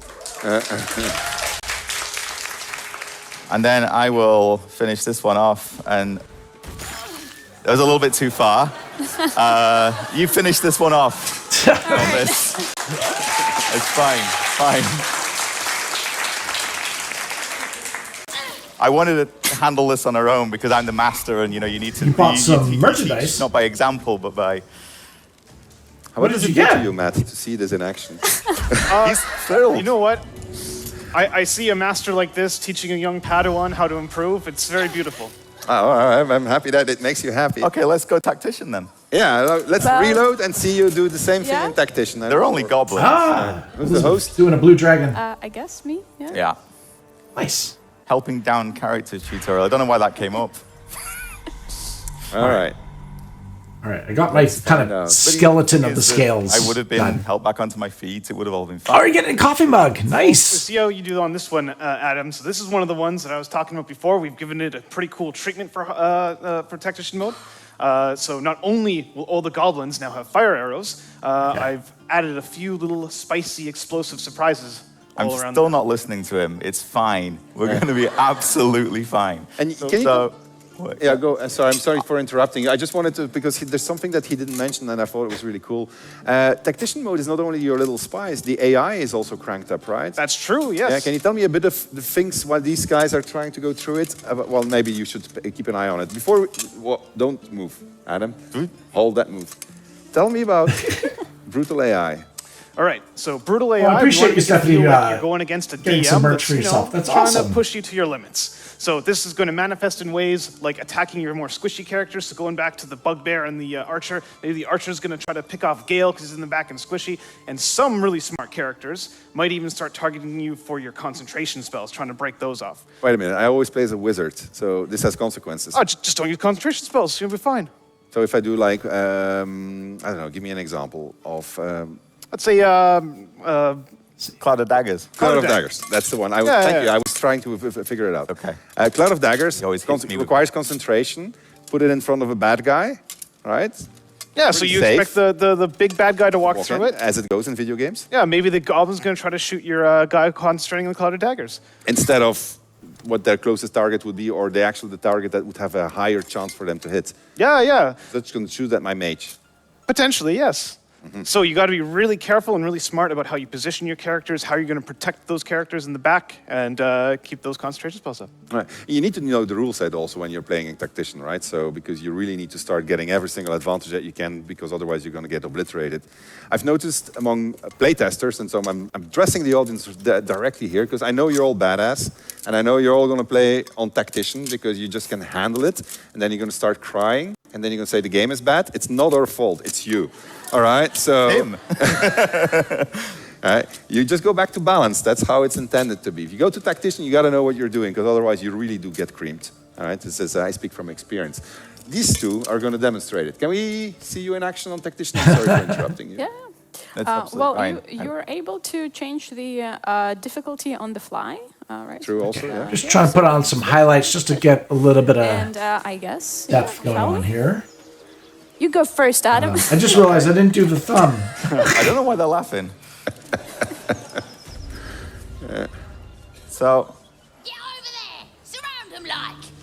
we don't need to listen to them. Attack. Looks like we're spotted, lads!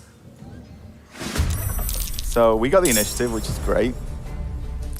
So, you see, before we snuck up on the roof, we got up onto the roof. It worked out well, but this time I'm actually going to go here. I'm going to take this one out first. I should be pretty sheltered from those guys here. And I'm going to use my silence over on these ones. That's actually quite smart. I think it's... You said that like it was really unexpected. He's a master strat. I am too far away to do it, which makes it less smart. So I'm going to make darkness over here, so that anyone who comes down here is going to have difficulty shooting me. I always look good. Like this. Oh! That's what you meant with the... Okay. Oh, You're going to do that on your birthday? Yeah. So the barrel wasn't there before. Oh, I'm dead. The barrels! Sven? Team damage! I assume you're applauding that I'm still standing. Hold on. I got an ID. Can you pick up your controller? Yes. She's now taking her controller and she's switching to controller mode. She's still dead, doesn't help the situation. However, we have the Master of Combat sitting right here. I thought that was me. The second Master of Combat. And he is going to demonstrate how well he knows this game by making all the difference. Matt Holland, with a round of applause, please pick up the second controller. And switch to split screen. All right, so tell us what's going on, Matt. So we are now playing in local split-screen combat here, and player 3 has entered the game. Okay. So we need more unlike these guys, I have decided to get ahead of the game. I didn't go in right away. I decided to sneak up behind the goblins. See, they're in combat, but the goblins haven't noticed me yet, so I get the opportunity to get a cheeky little shot off here. Actually, you know what? Let's do some dragon breath. See how they like that. It seems your actions have earned you an enemy. They didn't like that very much. You weren't an enemy actually yet. Yeah, they didn't know him. Yeah. Cool. And because I used my action to do the breath, I only have my bonus action left, but that's all right, because now I get to punch it. We like punching here. All right, that's one down, and I'll end my turn. Maybe you want to guide Adam? What? Just accept advice from the master when it's your turn. I'm dead. Yeah, me too. Are you? Yeah. We're just Oh, like... we're very dead. You're Yeah, all yeah, dead. yeah. I can't see it from here. I didn't even Usually get to we do survive for anything. two I just walked in there. Did I too? They got me too. No, Adam did something. You passed the darkness. Faster. You gonna solo this? Oh yeah, our sound. We lost our sound. Uh-oh. Technical difficulties! The sound of my silencing skills. As I accidentally loot a corpse. All right. I don't know. This looks a bit dicey, even for the second master. But I'm going to go in. Are you telling me you're going to die? That was the classic ninja move again. And I'm going to try to kite them here and end my turn.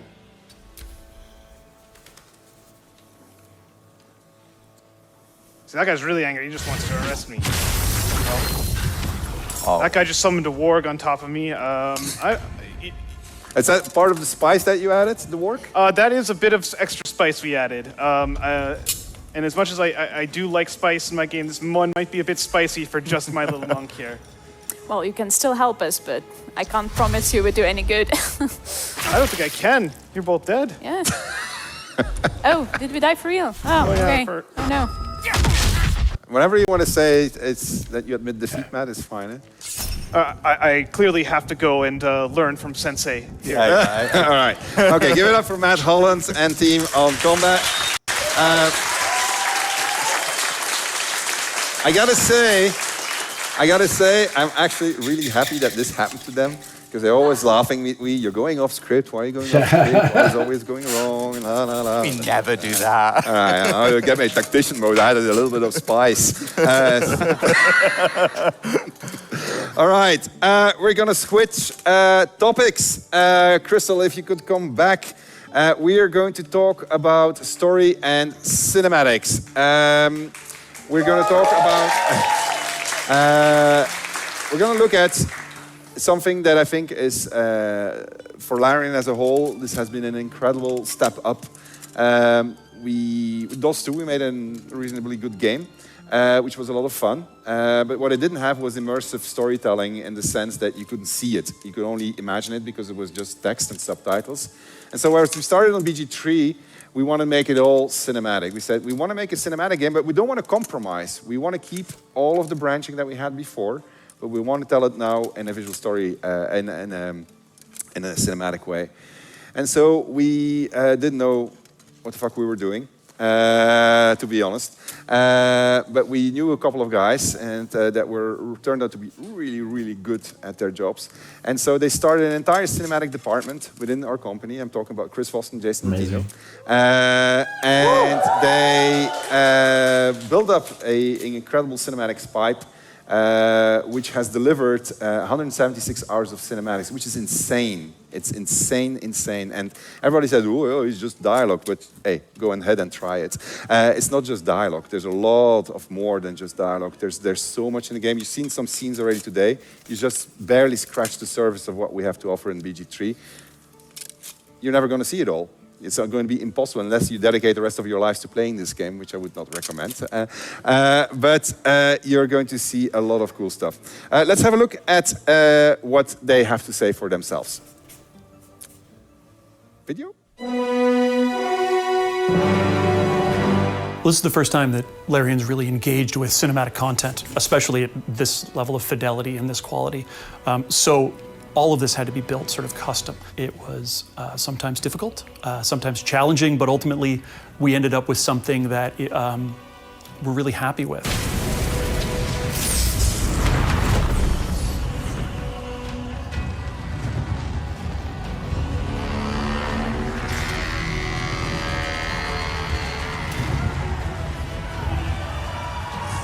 It's stunning, honestly. Like the amount of work and care that went into this, you can just feel it in every second. When you're engrossed in the story, that feeling is still underlying everything. It's a foundation of what they poured into this game, and I can't wait to see the whole thing. I love how it blends cinematic feel and playing D&D feel. We aim to capture that feeling of an epic adventure, and we want to translate that into a rich visual experience for players. Animation-wise, being able to bring all these creatures to life with all their little mannerisms, their little behaviors, for the players to see that, it adds a whole new level to the experience. The thing that makes Baldur's Gate enjoyable and like a D&D experience is these really diverse cast of characters that you could have join on your adventure. Fans of D&D who are familiar with the lore and fans of the previous series will be familiar with iconic locations such as ELFSAR Tavern, the Worm's Crossing, and obviously Baldur's Gate itself. From the start, we wanted to really capture the feeling of being around the table. So the main challenge was usually scope. And that is something that our cinematics team and our writing team had to deal with, the huge scope of all of the possibilities that whatever you can do. It feels like a modern evolution, sort of a faithful glow up of the original. So the scope of the story majorly grows as you go further and further into Act 2 and then Act 3 eventually. So what you have seen in Act 1 is only a glimpse of how the story begins. One of the big conversations that we have is making sure that we're reinforcing what the player has done along their journey and what they have yet to do and where their possible effects could be. The amount of mocap and VO that we had to shoot to sort of cover all those different permutations, it is a large task, but ultimately I think it's going to be like such fan service and give people the play and the reaction that they expect based on their choices. What the player will be fighting against, obviously all of the classic and fun Dungeons & Dragons characters that we could really cook up. You know, everything you can imagine.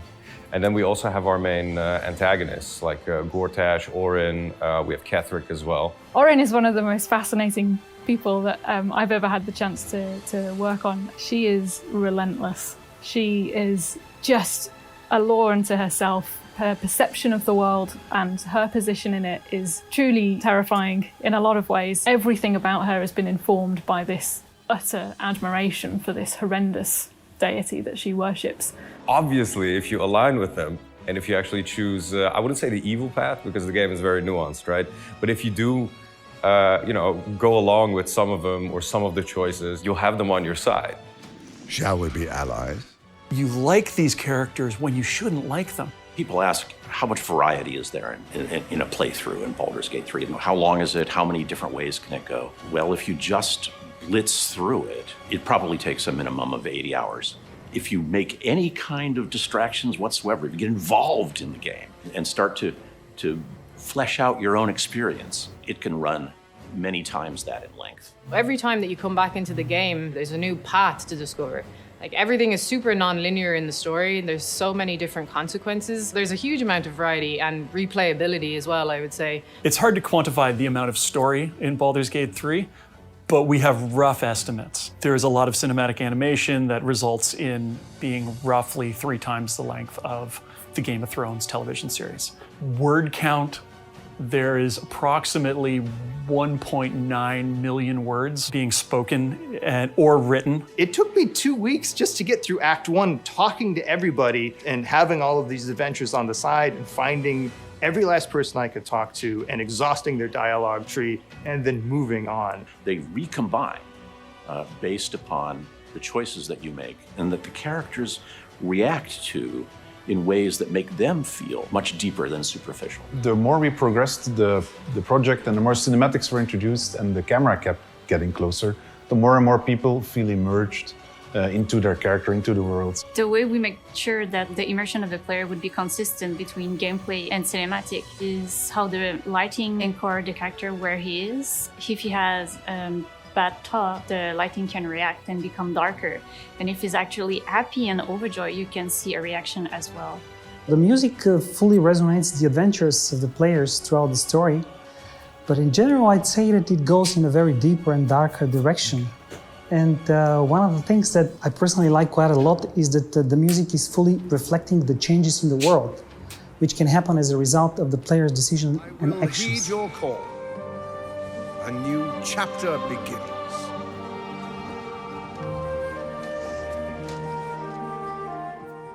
We have such a holistic approach to everything. We are just inundating the player with all of this feedback and all of these rich visuals and rich sound and rich music that we just give them this total experience right from the first step into the game. I mean, I think people are just going to be shocked and amazed by the level of quality and the level of realness that we provided them. The ambition just grew and grew bigger, and it was never about where's the limit, but how to push that limit. All right.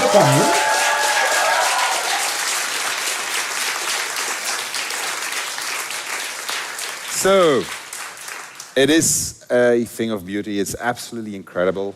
We have so many talented people in our team that contributed to this. It's obviously not only your cinematics team, it's all the teams that contributed to creating this amazing, amazing experience that you're about to experience for yourselves. It is. I just keep on watching and discovering new stuff, and it's just mind-boggling how it even works. It's just insane. That said, what is your favorite moment in the game? I can't spoil it, unfortunately, but I can tell you a bit about it. So my favorite moment in the game involves one of our villains, and it's a big cinematic moment. It's a thing that you build to, and the reason that it's my favorite moment in the game is that I remember when the words first came onto my screen. Somebody had written this scene. It was fantastic. We worked on it for a little while, and that was it. It was in the game. It was there, and you could click it, and you could see the text on the screen. And then the cinematics team got their hands on it, and suddenly it was something different. And then the artists, they made the models for these villains, and suddenly it was something different. And then Bobby, who I think is in the room, put the music behind it, and yeah, I mean,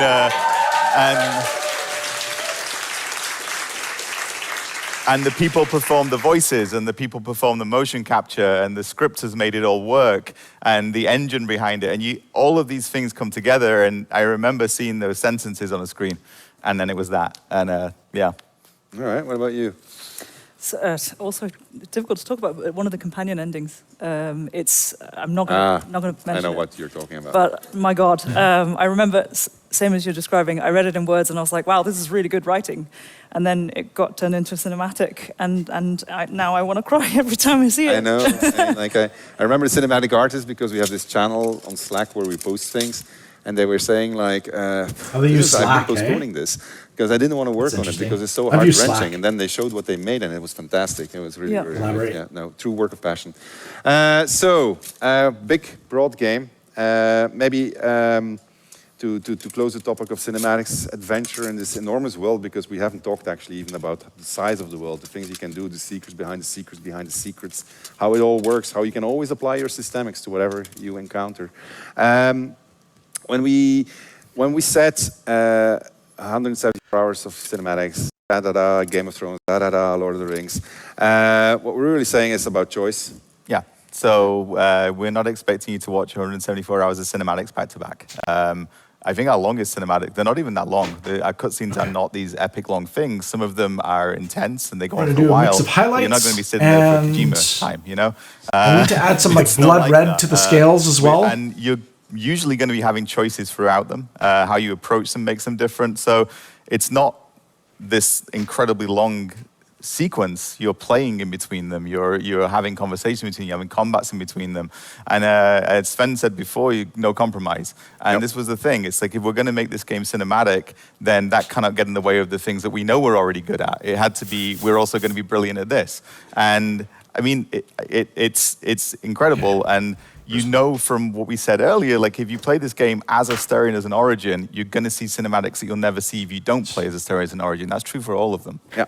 This is very true, and you got to play the game like 7 times, and then it took us 6 years. Even then, it's got choices. It's longer than we wanted to. We actually thought we were going to ship a couple of years ago, so things happened. The world obviously changed, but it's also a bigger challenge than we expected. But we didn't compromise. We grew our team way more than we thought that we were going to grow when we started on this game. We did that for the same reason. We didn't want to compromise on the vision for this game because it was, as somebody in the audience said, too important of a game for it to be compromised, and we didn't want to go down that route. We wanted to be really something that was worthy of the name, worthy of the legacy of Dungeons and Dragons, which is so important to so many people all across the world. It has changed so many lives. So we've did our best. I mean, you're about to see what our best looks like, but we did what we could, and we put everything we had inside our team at it. And I think you will find that our team is at the top of their craft right now. They are very, very skilled. They have really so much talent, and you're about to discover what that means when you have a team that diverse as ours, put their hearts and souls into a game like Baldur's Gate 3. Thank you.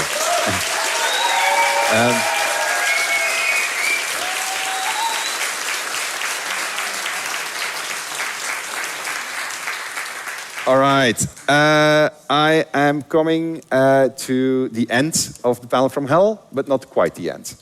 So we're going to do a couple of things. Adam and I are going to go on a little bananas playthrough.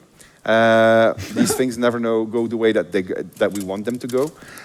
So we're going to do the full outro here, and then we'll see what's going to happen, because we're going to take some creative risks, as they say. So what we're going to do is we're going to spoil a bit of the game also. So that's another reason not to watch the rest of the show if you don't want to be spoiled. But what we're going to do is we're going to show you a section of Act 2. And we are going to show you from 2 different perspectives. I'm going to be the good guy. He's going to be the bad guy. And we will have made choices that have led us there, to this particular moment. And you're going to see the same situation from 2 different perspectives. You're going to see what happens when you do things in a good manner, and you're going to encounter the exact same situation, but from a completely different perspective, as if the camera was on top. And then Adam In this particular case, the camera will be at the bottom. And he's going to go and approach that same situation, same characters, in a completely different manner. This is not something that's unique for that particular situation, something you don't find across the game. It's one of the reasons why we have so much permutations in there. We wanted to show it to you because we actually don't know how to sell our game in terms of the breadth and the depth that it has. So we're trying everything we can in showing you, like, hey, try that. But it'll speak for itself. It will have a bit of spoilers. And then after that, we're going to spoil even more because Nick really wanted to express something about himself that he's been guarding for himself the entire development time. So we're going to discover Nick's deepest secret after that in gameplay. We're going to switch to our PCs right now.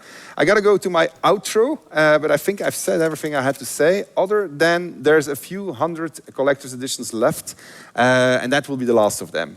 So I got to show the collector's edition. I think we're showing the collector's edition, or somebody's showing the collector's edition. There it is. There is the last couple of hundreds of collector's editions. They are... it's also the first time we're actually showing the final thing. All right, so they're going to be shipping. They might probably not be in time for the actual release because we moved the release date forward, but they are done. They're ready. And I'm going to need a volunteer. Do you want to be the volunteer unboxing it? All right, go ahead and just unbox that thing. I'm just going to watch and tell people what you're going to discover. In the meantime, we are going to move on to our PCs and set ourselves up. All right? All right. Crystal? I need to pass. Thank you. Always, everything always goes perfectly. I got this. I've been opening boxes my whole life.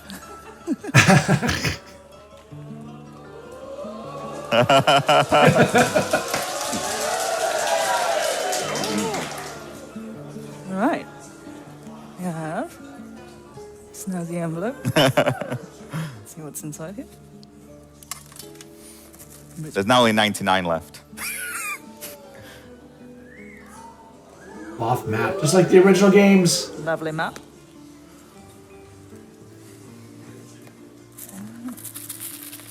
Nick.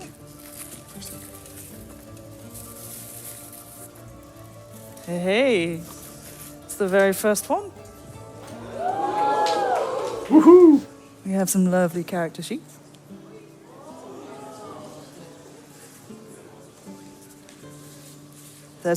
Where's Astarion? I'll find him. He's here.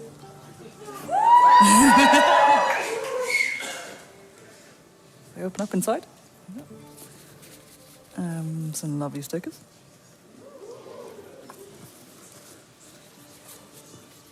Yell if you need me to hurry up, huh?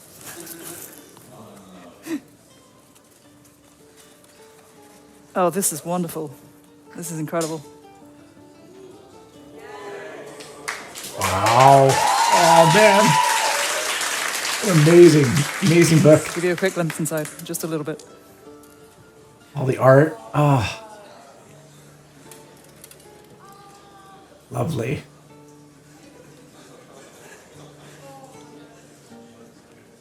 The city itself. Flip real slowly. Game, so I need to remake my save. Okay, right. So, starting from page 1. Some more Astarion.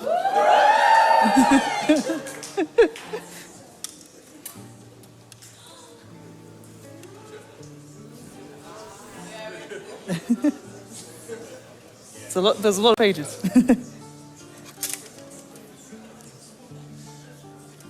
All right, I'm going to leave you to find out the rest. We have some card packs. Oops, sorry.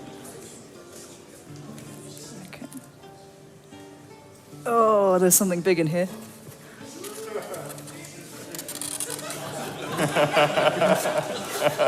It's really big. It's a tadpole. Oh. Look, it's ginormous. Tadpole keychain? I do the little things. There's some build-up. That's metallic dice, right? Yeah. It's really heavy or not? Yeah. Oop. That's why you're waiting, Crystal.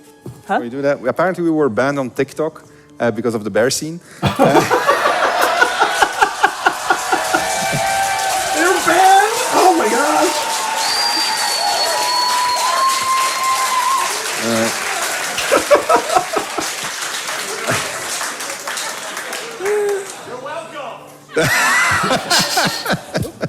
I think I've just broken it. Wait, I'm gonna assemble it. Hey, they turned that into great press. Like, Ooh, no. There's no cops here, right?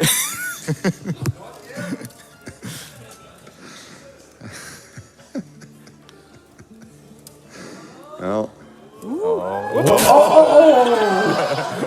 I'm not good at the assemblage. Hang on. I think you're gonna bash it in a bit. There you go. There you go.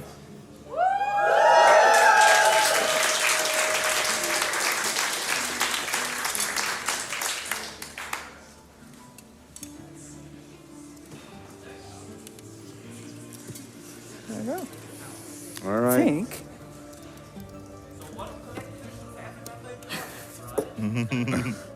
Fortunately, they're literally almost all sold out. We had a few hundred. We had 1,000 reserved, and so I'm not going to name, and that for some reason didn't materialize. So suddenly we have 1,000 left. So there's. Actually, I'm going to leave this guy. And what a coincidence! Yeah, indeed. But there's only a few hundred left now, so they went really fast. What am I doing? There we go. I'm doing these. I'll leave that guy out. What can go wrong?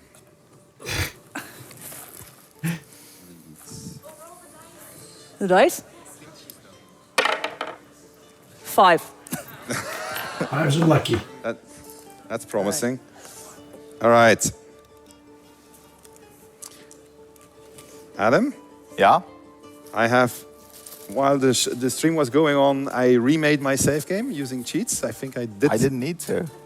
I know, you were better prepared than I was. But people have been using this PC to rehearse, so my things were gone, which is fine. I trust the game. So we'll see if that trust is warranted. So we're going to get started with the last part. So we did the official outro. This was the official goodbye. Thank you, chat. You were fantastic. Thank you, audience. Were fantastic. We're going to go now in the after show. The after show, which is going to be a bit of gameplay. It's really cool. It is very spoilery. You're going to meet one of the bad guys in the game. You're going to see those different perspectives, and then we're going to arguably see a very fucked up person. And then we're going to end. That's pretty much the summary of it. Yeah. All right, okay. Goed, we can cut to me. We're already cut to me. I am Dark Urge, and I have just discovered this little hamlet inside a place called the Shadow-Cursed Lands. What came before? I was sent here. I finished early access, and they said you need to travel to Moonrise Towers, because in Moonrise Towers you're going to find the secret that is responsible for what's happening inside of your head and the powers behind it. So I ventured to Moonrise Towers, and I could take two routes. I could go through the Underdark, which is one adventure that you could do in early access, and then there's more to come after that. Or I could go through a mountain pass. Very few people in the audience have managed actually to get to the mountain pass. Some of them went there very fast, got their asses kicked, as they should, and then they took a different route, and then they got their asses kicked too, as they should. And so they found out that maybe it's worthwhile getting to that next level from time to time.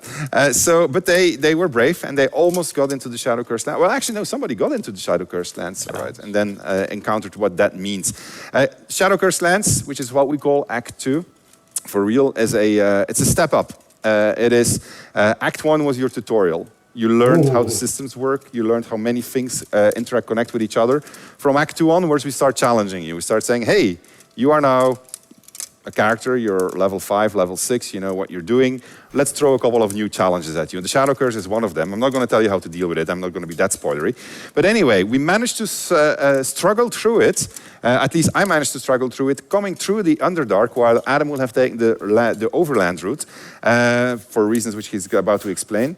And I encountered this group of people who've managed to protect themselves in a small enclave in the center of the Shadow-Cursed Lands. And so I'm going to go and ask them, who am I? Who the hell are you? I don't have any sound. Do you have sound? Can we have sound? Is there supposed to be sound? Come. Ah, there we go. Jahira.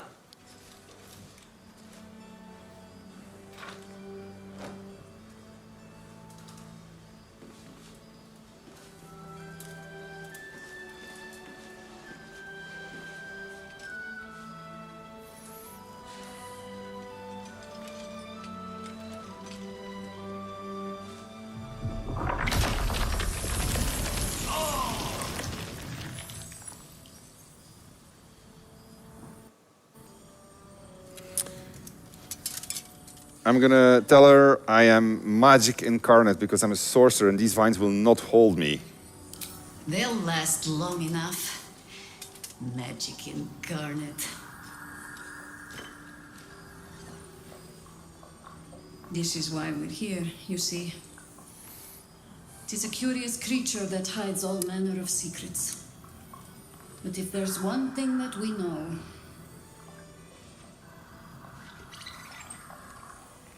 it's that it knows its own kind.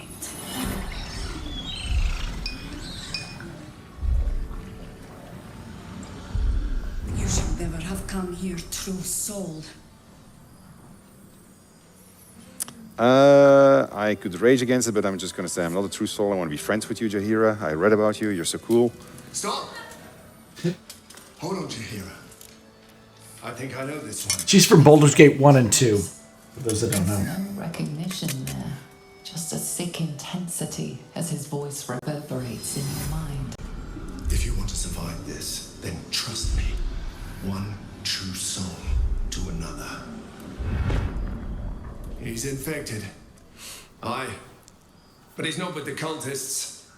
Helped me fight them off a while back, in fact. Is this true?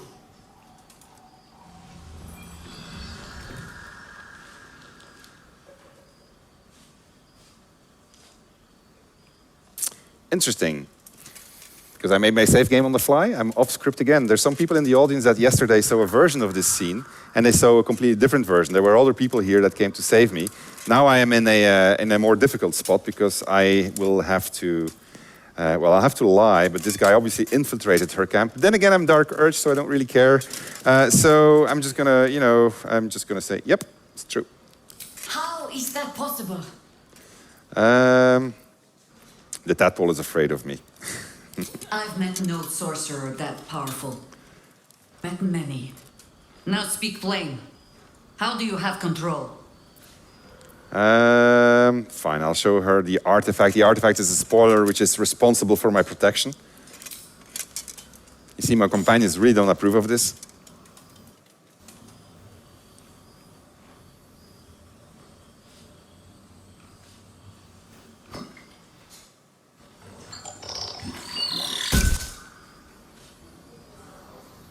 What in the hell is that thing? I'm gonna tell her everything I know, so that way. Congratulations. You've earned yourself the benefit of the doubt. Hear me, Harpers. All clear. At ease. I'll not pretend to understand what that artifact is. But I'm old and wise enough to recognize a sliver of hope when it crawls out of the dark. Tell me, why have you come here? I want a cure for my parasite. Then our interests align. We must all cure ourselves of the entire cult of the Absolute. There's food in the inn over there. Beds too if you require rest. Aloe oil in the cupboard in case the vines gave you a rash. Settle in. Then come join me for a drink. You may just be the godsend we've been praying for. All right. There's more where that came from. So this place can come in multiple configurations, depending on which party I have, what composition, what decisions I made.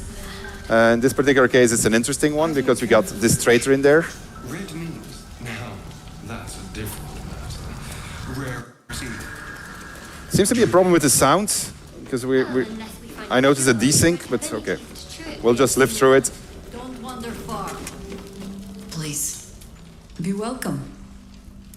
Have a drink. To your very good health.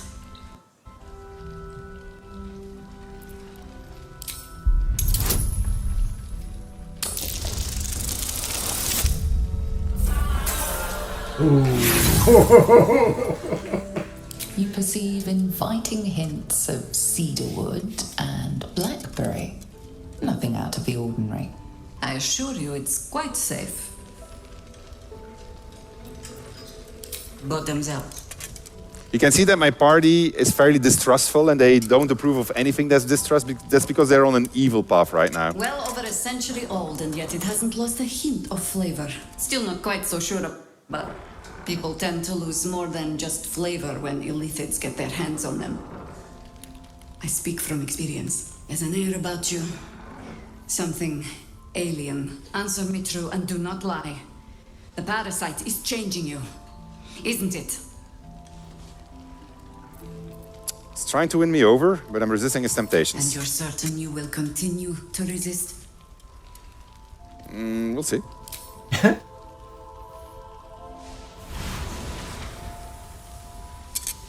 Look around you. Good men, good women. Stranded here, 2 feet in the grave. If we're to survive, I have no choice but to trust you. Can I? Not really. I am the Dark Urge. You can trust me. Good. Because I'll cross your heart myself if you break it. I have every reason to trust. Oh yeah, it is. The audio is going to be syncing. People with parasites in their brains. All the way here from Baldur's Gate. The cult of the Absolute is spreading through the city. Quietly, quickly, and with unsettling deliberation. We tracked them to this ancient village, only to be faced with a man we killed and buried over a century ago. Well, maybe you should have hit him harder. Believe me, he was well and truly dead.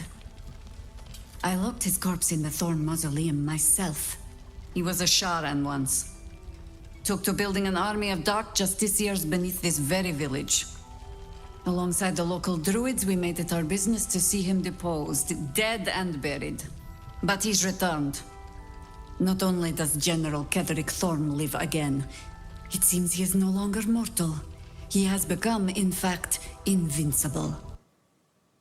Oh, the sound is completely gone now. Commanding an army of the Absolute, intent on destroying Baldur's Gate. I put an arrow through his eye myself, only to watch him pluck it out like a splinter. He healed right in me and chased us into the shadows. Things looked hopeless, but experience has taught me that no matter how bleak things look, there's always hope.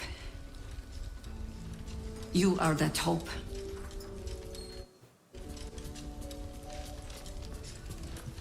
All right. Well, really? No. I do. Protected by your artifact, you can infiltrate his forces at Moonrise Towers, posing as a true soul. Find out what it is that makes him invincible, so we can strip him of his advantage. Once Ketheric is without his shield, the sword, together we assault his tower and put a final end to this blight. All right, all right. Without a cure for your infection, your days are numbered too. Yet you selflessly offer to spend them fighting alongside us. I like you. I promise I will do everything I can to make sure you survive this. Any cure starts with understanding the disease. Whatever magic Ketheric's using to control these tadpoles, it must be at Moonrise. All right, well... Before you go, there's somebody else you should meet. You're not our only secret weapon. Isobel, a faithful cleric of Selûne, and a light in the darkness. She cast the moon shield at run. It's the only reason we're still alive. She's upstairs in her chambers. Tell her I sent you, and she'll see you through the shadows safely. All right. So, I'm gonna go... I'm not gonna do that. I'm gonna just go away and try to deal with it on my own, because that's how I play. And I'm gonna pick up a quest from these guys, and then we will see what's gonna happen with that. Meanwhile, I think we can already cut to Adam. I'll pick up my quest and I'll go put myself in position, all right? Okay, we switch over. Okay. This is no ordinary darkness. It feels powerful and familiar. These lands have been blessed by Lady Shah. You must learn more about her presence here.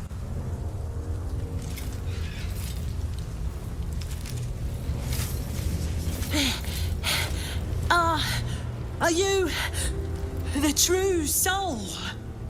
So I came through Act 1 in a very different way. So Sven mentioned I didn't go through the Underdark. I came by the Mountain Pass, which is where Lysel's Gift Crash is, that she talks about a lot. And more importantly, you see my second option here, I was sent by Minthara. So I actually sided with the Absolute. I went along with them. I massacred the Druid Grove in Act 1. Halsin's gone, sorry, no burst for you. And, and now I've arrived. I've arrived through a different route. I'm also playing as Shadowheart, so Shadowheart is my avatar. She's my origin character. And she feels resonance with this land, and I've got a little greeting here. Oh, bless the Absolute. I couldn't take standing out here much longer. Grab a torch, stay out of the dark, and move fast. The shadows have eyes. Go on. Now, I'm not going to grab a torch because I'm Shadowheart, and I am one with Lady Shah. So I think I can probably navigate this curse without help. You'd also notice I'm alone. Got a lot of trophies of companions in my pockets. He killed everyone? Oh my gosh. You see the Shadow Curse lands, it's incredibly bleak. There's color, there's these balloons spotted around the place. I can feel her. And there's chasms everywhere. It's a very, very sinister place. But I've got friends here. And my friends aren't sheltering. They belong here.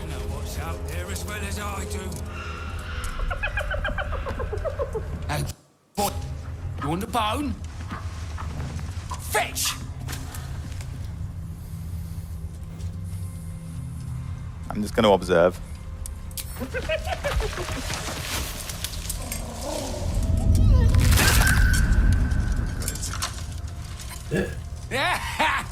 You see that blighter go? Swallowed whole by the Shadow Curse. Bet it was pure tasty. You're the true soul we're taking to Moonrise, I'm guessing. I am. I was sent here by Minthara.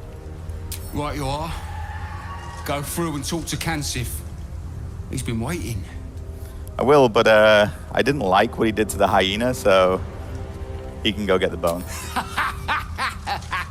Wait, you're joking, yeah? As you all know by now, I don't make jokes.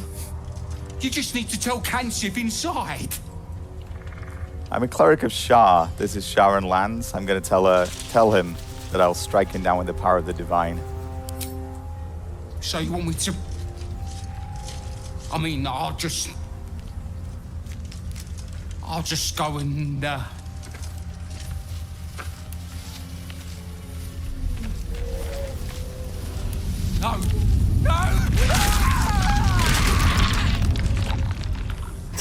Wow, Shadowheart approves.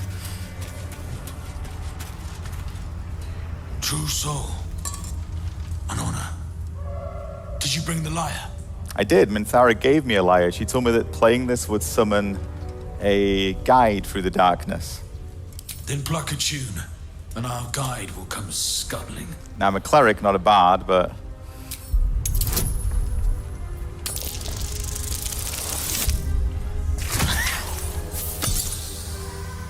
it'll be fine.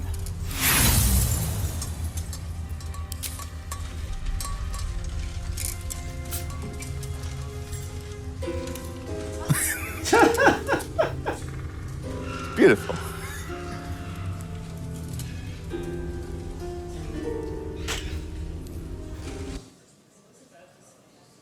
Oh. Apologize for the quality of the screen, guys. Greetings, in the Absolute's name. You have been charged with guiding us. No flesh for you, my queen. But who are they? Best introduce yourself. Perhaps you'll listen to a true soul. So, I think these are far more interesting friends than the Harpers. And I'm gonna see if he will take me to Moonrise as I was told. And you? What are you? Apart from a torturer of liars. More faithful of the Absolute. She needs a guide to the tower, same as us. Your minds connect, and you hear a whispered voice. The Absolute, or just the echoes of his fractured mind reverberating in the dark?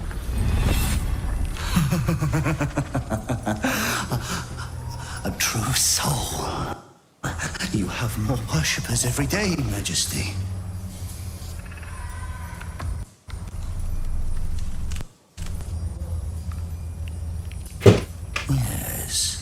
Yes, she'll do nicely.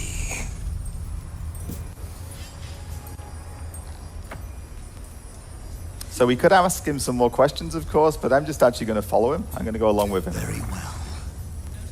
Gather the flock. Bless us again, Majesty. Shine your light.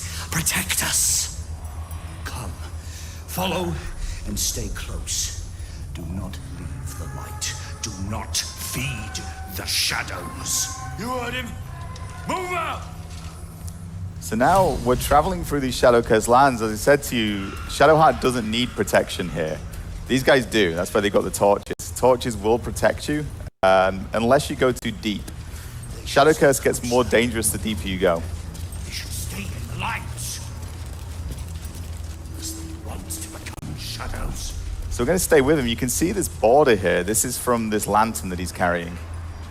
And that's what's actually protecting us. I do want to loot this outhouse, but I'm not going to. It's too risky. They must keep up. The shadows are hungry. And this is a pretty vast place, the Shadow Curse lands. But I've got a guide, so we'll get to Moonrise. Never good when you fail a perception roll. Patience. Majesty, you bless us with patience. Wait. Something's wrong, Majesty. Who's there? Show yourself! Harpers, attack! Kill the cultists and get that lantern! Heretics! Villains in the dark! These Harpers are clearly enemies of the Absolute. They could be worthwhile allies. But defend the guide and you may preserve your cover as a true soul. So I'm going to switch back to Sven now while I decide what to do here. When you come back, you'll see what I did. You can make a guess. But you see, I started on this route, so I've gone this more evil route. I'm with the Dryder, but I still can switch sides. I'm not locked into this route. I can go with the Harpers now. They don't know who I am yet. I'd have to explain myself, but we'll see where Sven is. So I am... To your church every day, my queen. Your followers are legion. Go. We'll wait for your signal.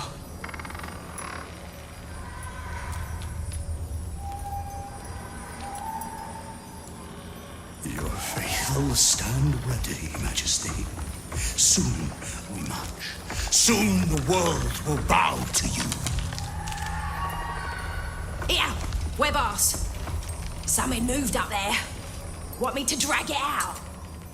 All right, so I went with the Harpers. We went on a mission. We want to steal the mechanic that the evil guys are using to traverse the Shadowlands because we can't get closer to the Moonrise Towers.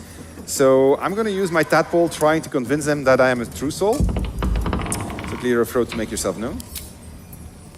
Knowing that I have the full power of the Harpers behind me. What's this?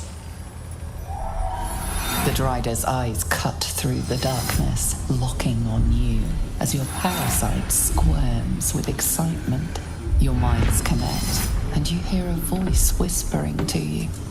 The Absolute, or just the echoes of his fractured mind reverberating in the darkness. One of your true souls, my queen. How have they survived? All right, I'm going to say that the Absolute protected me. You bless them too, my queen. Where is their lantern? I'm going to say the Absolute guided me to you. I got +4, +3, so I should be good. I'm going to add a bonus with another guidance roll. I think I'll manage.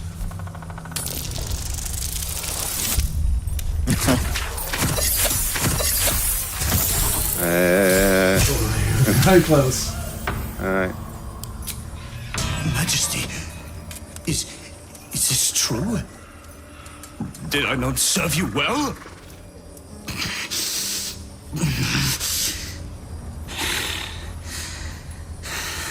Very well. If it is your will, we can have it! All right, so I am going to be a little bit more evil than that. I'm going to tell him, you may go now. What do you mean, go? We can't go without you. The shadows will tear us to pieces. This is not Her Majesty's will. I think it is. No, there, you carry the blessing of the Absolute. I'm a sorcerer. You'll be safe. All right, where did the... I think I should manage. With all of that stuff.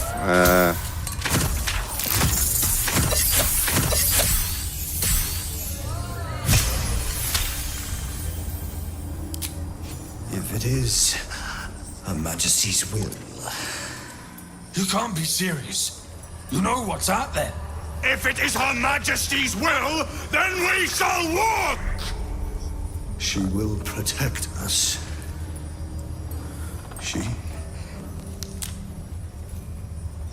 She must.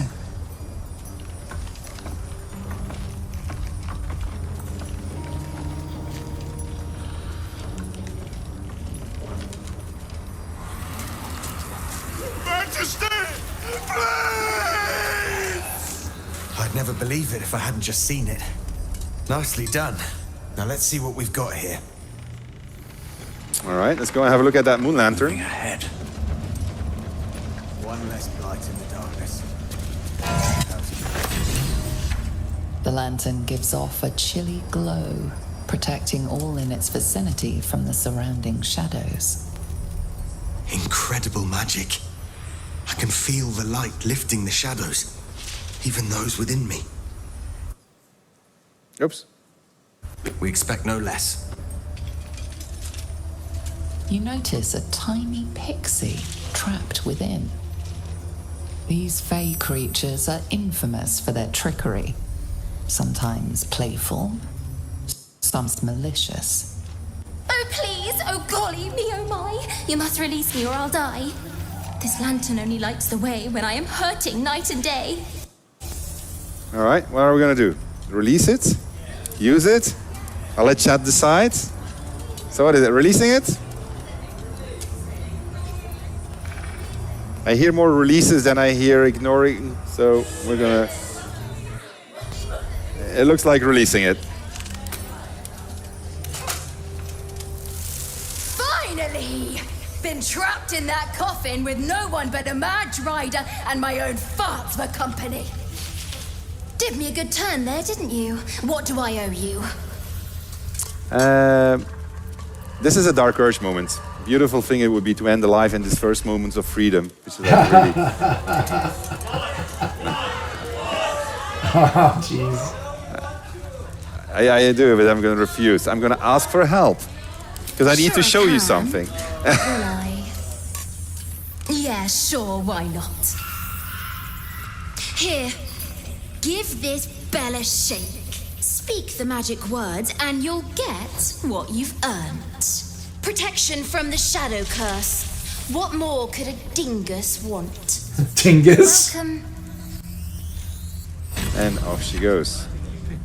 All right, so, Adam, will you... Yeah, you want to see how I'm getting on? You get to see some interesting things.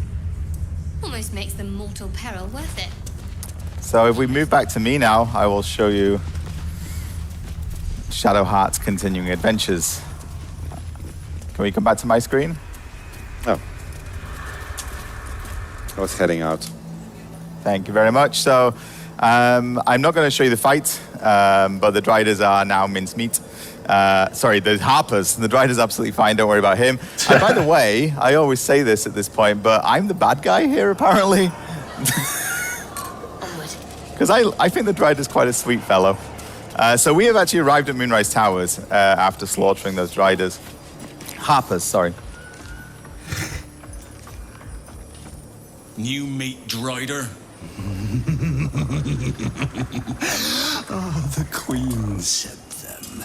Her Majesty's flesh grows full and glorious. Helped us with some harpers on the way too. They're shadow bait now. Move. His thoughts seek yours, searching, grasping. Your parasite squirms in recognition. Disciple Zarel's in the Great Hall. She'll be wanting to see you. You, head on in. The others will go in, but I will go up. My queen summons me to her chapel to be in her presence.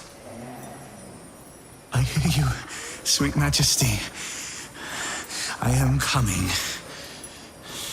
my queen.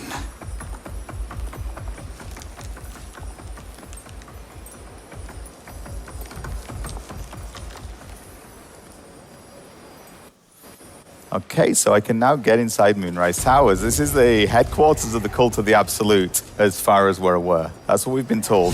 Now, Minthara sent me here, you remember. Minthara in Act 1 is actually looking for something specific. I'm not going to go into too many spoilers, but she didn't find it, even though we helped her. So we massacred all those people at the Grove. We didn't actually find what we were looking for. So as we enter Moonrise Towers, if I talk to all these people, this is a full hub. There's traders here, there's quest givers, there's all kinds of little stories going on. But these are people who are flocking to the call of the Absolute. They've either already signed up or they want to sign up. But we're going to go into the main hall. We're going to meet our good friend and lover, Minthara. And we're going to meet General Ketheric Thrum. I will not be slandered! General, you saw my reports. You know it's not my fault. The facts suggest otherwise. You were ordered to retrieve the artifact. You failed to do so. If I had been given drow warriors instead of goblin trash! Oi. What? You scrag! Enough! A blast of mental energy washes over you, filling the room. Your tadpole squirms, urging you to obey. Let me make sure I understand this. You're claiming that General Thrum gave you the wrong soldiers. Yes. No! You blame the Absolute's chosen for your failure. Of course it is not the General's fault. Whose then? So, I'm not going to ask chat here because I really don't want Minthara to get executed, so I'm going to try and mentally influence Rel to show mercy.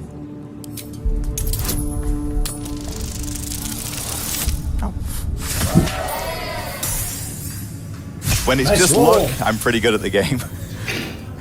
Zarel's mind is a steel trap, but you cautiously ease your way in. You just need to shift her focus a little. I'm being unkind. Anyone might have struggled with such imperfect tools. Goblins are prone to failure. Yes. It's the goblins' fault. They failed you, General. Not me. General? Take Minthara below. Someone will have to consider her fate. No! Please! Mercy!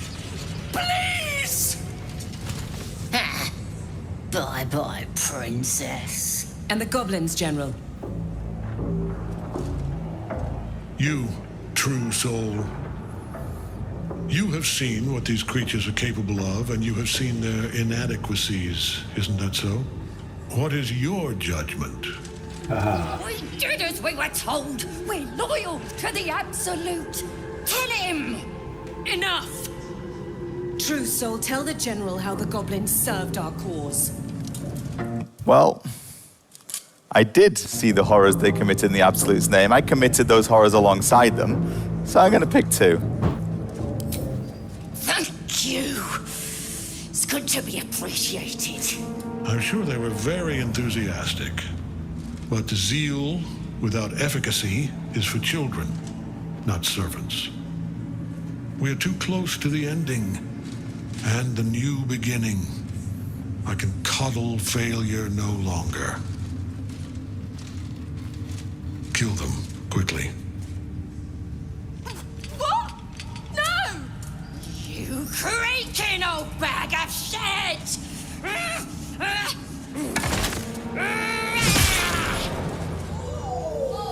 Damn.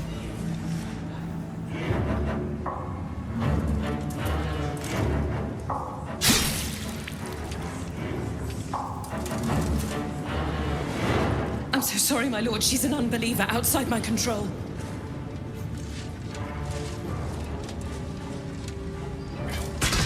Try again.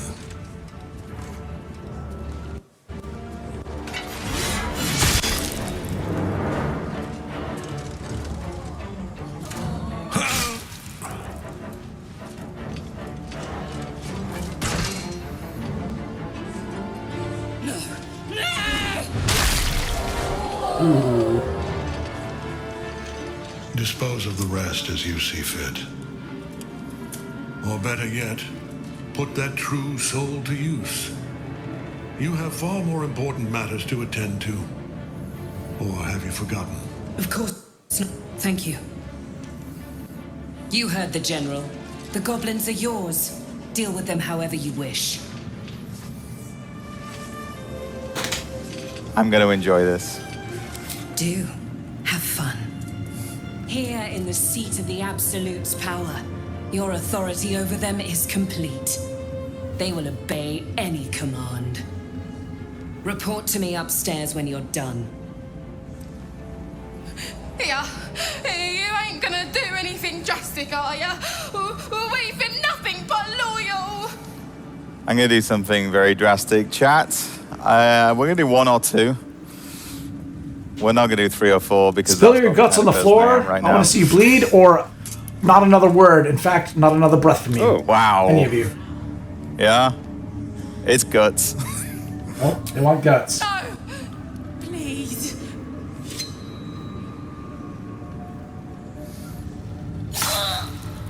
Wow.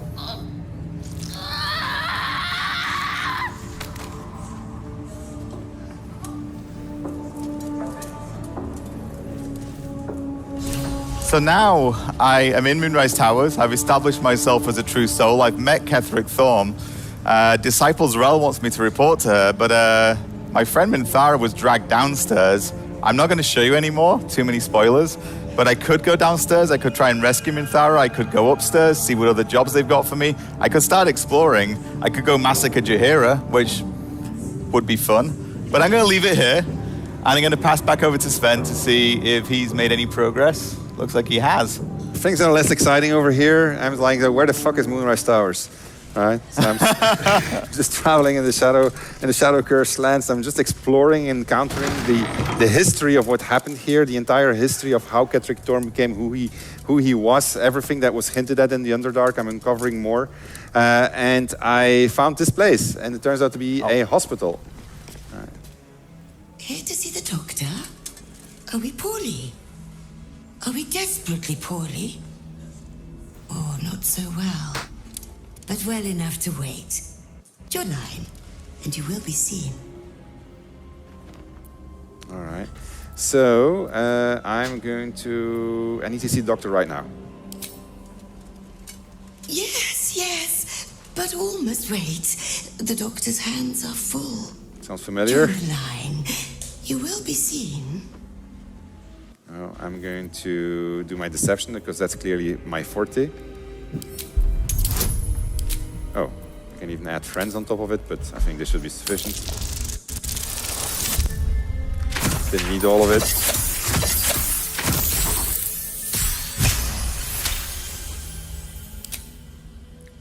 Oh, an answer to our prayers. Down to the theater. Be swift, be saved. All right, so let's go to the theater for the final bit of Act 2 that we're going to show you for today. I'm going to do the really stupid thing. I'll just go say hi.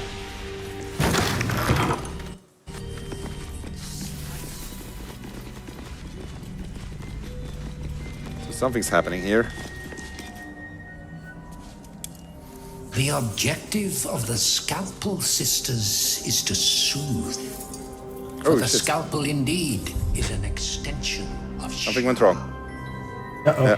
See how the patient reacts when I'm sorry, something went wrong. I can't do that because I'm going to show something that I don't want to show. All right, so I'm going to have to go to the main menu. My version has been suffering. I don't know if the sound, because my sound was very off-synced. I don't know if that came through.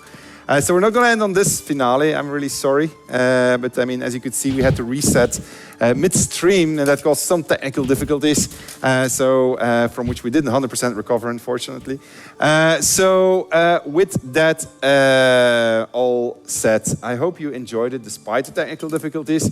This is going to be goodbye for now, because we need to know what just exactly happened. Nonetheless, there's a lot of stuff for you to discover in the game. I hope you are going to enjoy it when it releases in a month from now. Yeah, I mean, I got it. Oh, you have it? Yeah. Okay, all right, go for it. Give me 1 second, and yeah. All right. Well, Adam's going to do what we wanted to end on. Yeah. So 2 minutes while I get it up on here, but yeah. Yeah, I clearly was on the doomed version. Yeah, you were on the doomed one, yeah. So what would have happened at this point is I potentially would have got some quests within Moonrise from my new evil friends. They would send me back out into the Shadowcast lands. I'm not going to tell you why they would do that, but I would end up going back out there. Again, remember, I'm playing Shadowheart here. This is my lady's land. So if we switch to me now, we should... Actually, don't switch to me just yet. Nothing is happening. Ignore the man behind the screen. We're certainly not improvising. No. Never have, never will. Okay, that's absolutely fine. Nothing to see here. So here I am, and if we could get sound as well.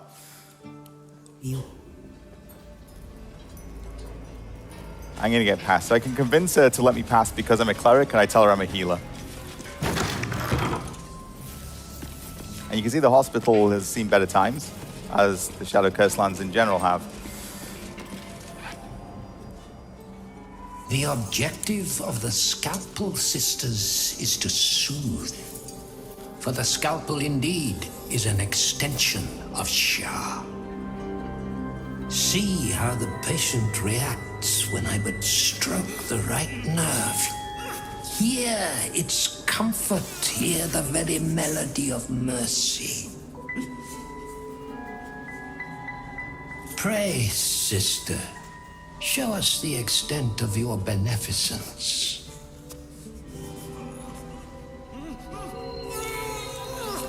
Stop. Stay your hand, for it slaps where it should stroke. We can hardly hear the patient's sighs of solace. Perhaps it is our unexpected audience that makes you quiver. Come, step forward. I can see the love of Shah darken your eyes. Be welcome.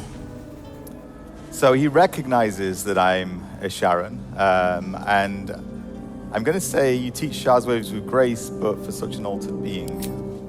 Not altered, sister. Elevated. Long have I basked in Shah's embrace. A vessel of her will I have become. Tell me, what is the guiding principle of the goddess? I'm not going to let chat vote. I know my dogma. Precisely. Absence. No other word captures the heart of Shah so very perfectly. It is the scalpel-led journey that leads from pain to peace. See? What is the light of eyes but the cancer that causes one to witness the laceration of being? If light is the symptom, then darkness is the cure. For in light there is presence, but in darkness there is absence. In light is presence, in darkness, absence. But you, look how the succor of Shah eludes even you. One who walks faithfully in her shadow. See how painfully present you remain. We do not wish to see you suffer so. Let us cure you. Well, it doesn't seem like a great idea to be cured by this guy, so I'm gonna say I don't think the sisters are ready. I did. I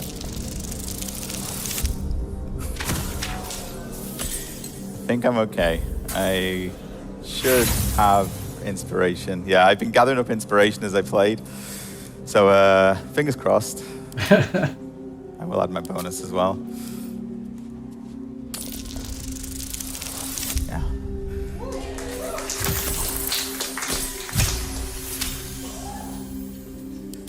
Their incisions are, as yet, still streaked with imprecision. That much I must confess. How to steady their hands, I wonder. So, you've got a choice here. You can either pick number 1, tell them to practice on a better subject, or we can have them practice on each other. 1 or 2.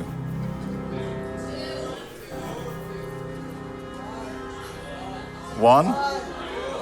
Chat's very 2. It's 2. Chat's saying 2.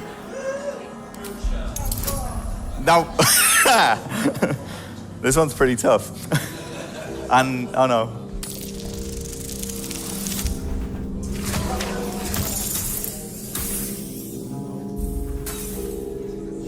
So like everyone else in BG3, if I fail this, then it's not the end of the game. I can fight this guy. We don't know what'll happen if I fail, but if worst comes to worst, I can fight him. Worst may be coming to worst.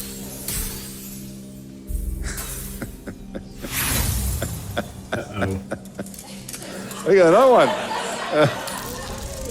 Where are your harpers now? Yes!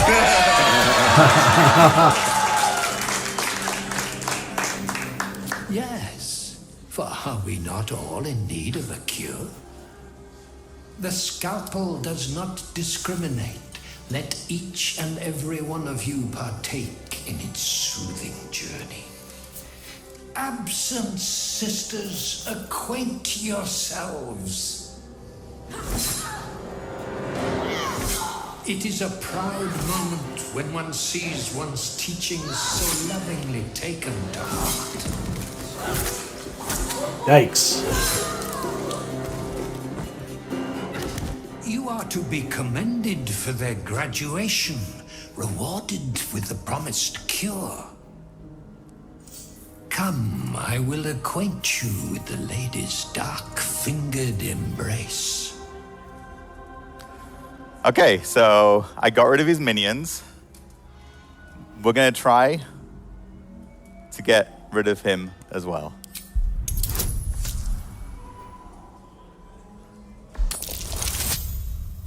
Yes. What? No! Oh no. Last one. How much did you give yourself? 4. I earned this.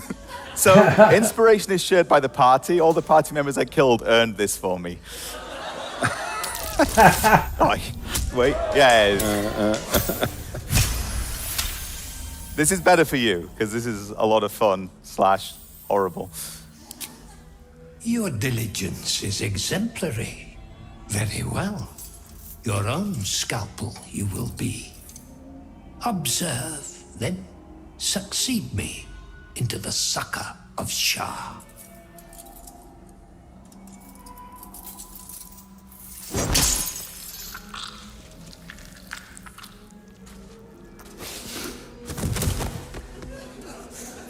Well done, Adam. Congratulations on saving the day. All right. We're really going to end it now. We wanted to show you one last bit, but I mean, given that we've been having our technical issues, we're not going to try them out anymore. So we hope you enjoyed it. You just saw Adam defeat with a dice roll a boss. That's not the only boss that you're going to be able to defeat with a dice roll. When we started this project, we said trust the dice. We meant it. Go for the dice. If they fail, you'll have a fine adventure. Go with a the dice, if they succeed, as you can see, you're going to have a fine adventure also. And there's a lot of adventure to be had and a lot of, really, really cool stuff to be discovered for you. Thank you very much for your attention. Thank you very much, chat. We're going to go back to our dev caves to finish the game. We still have a month of development left. And then we'll see you on the 3rd of August when Baldur's Gate 3 will finally be available for all of you to play. Remember, you buy it in early access, you get access to that digital collector's edition. These things are probably sold out by now. Maybe there's a few. I would still try, but I guess they're going to be sold out. Yeah, have fun and have a great rest of the day. Take care, everybody. Bye-bye. Thank you.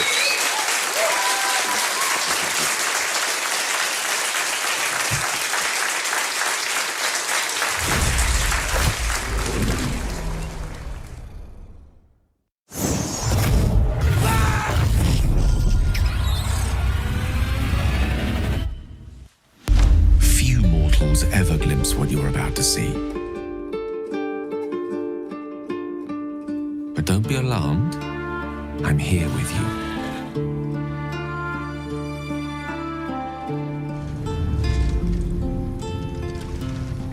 Now, open your eyes.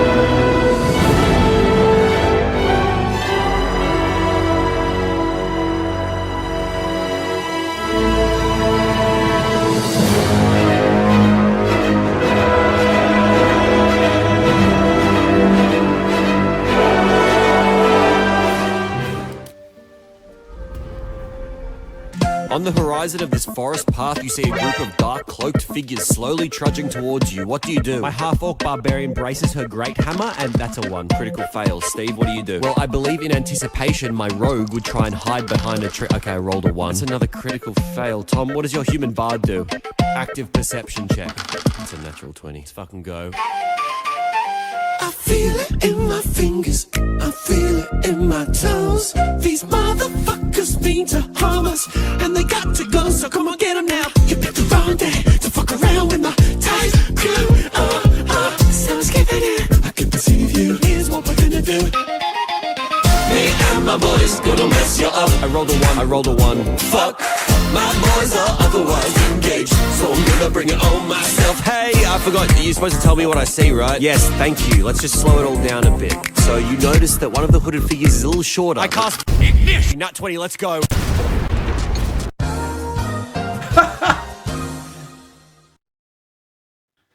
Hey, can we talk about the fact that during our last battle, that strange wizard we let join the party shouted, "Evil blast!" and then black lightning bursted from their fingertips?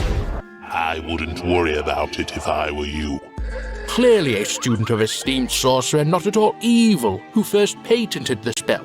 Keep an eye out for other Great Light Alliance spells like cruelty-free torture, sustainable eviscerate, and the ever-popular fair trade murder beam, which was actually pioneered by sorcerer not at all evil's second cousin, mage acquitted of murder. Magic is fun. Oh, okay.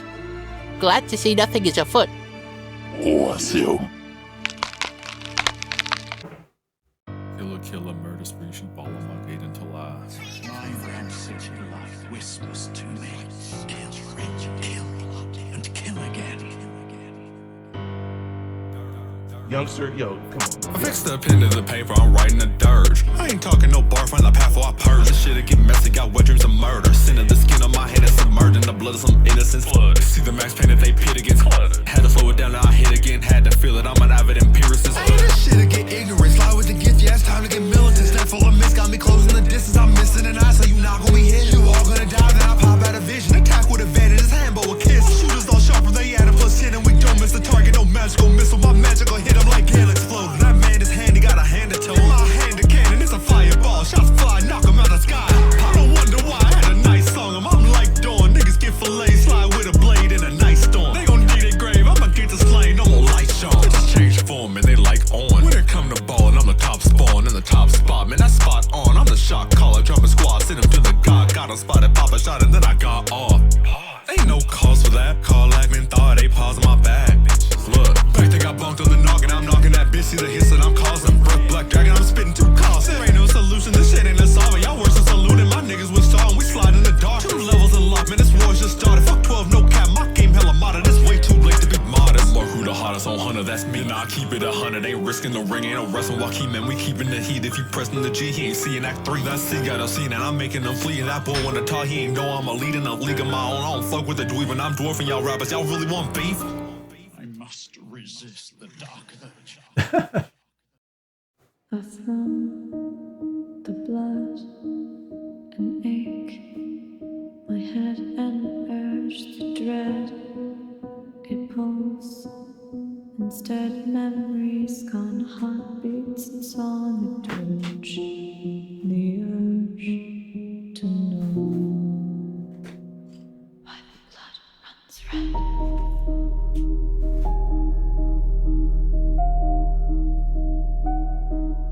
All cracked, all broke, I know I want your head, your throat, your bones beneath my feet, crushed dust and soul, dead and red. The voices in my head.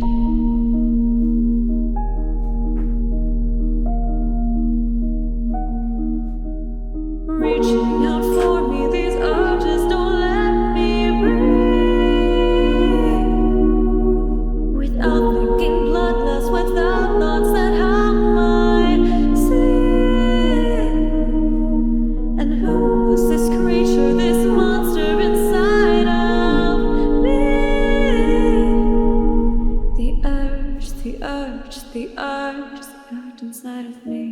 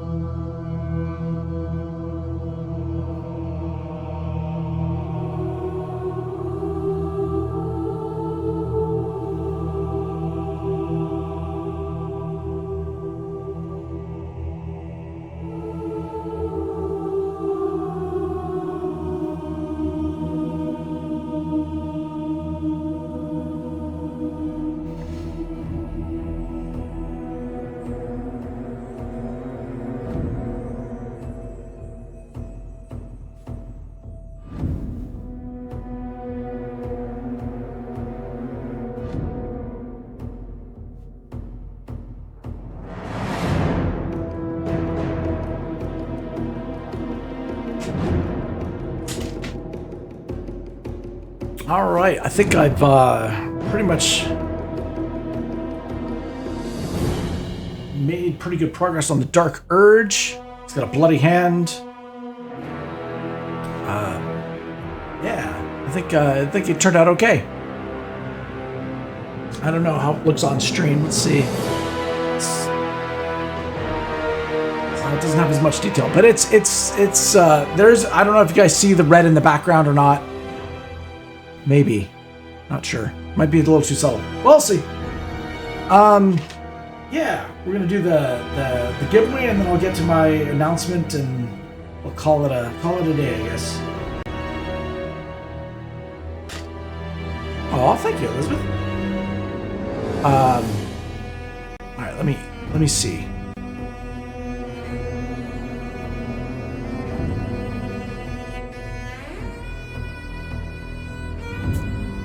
All right, we can pull off the.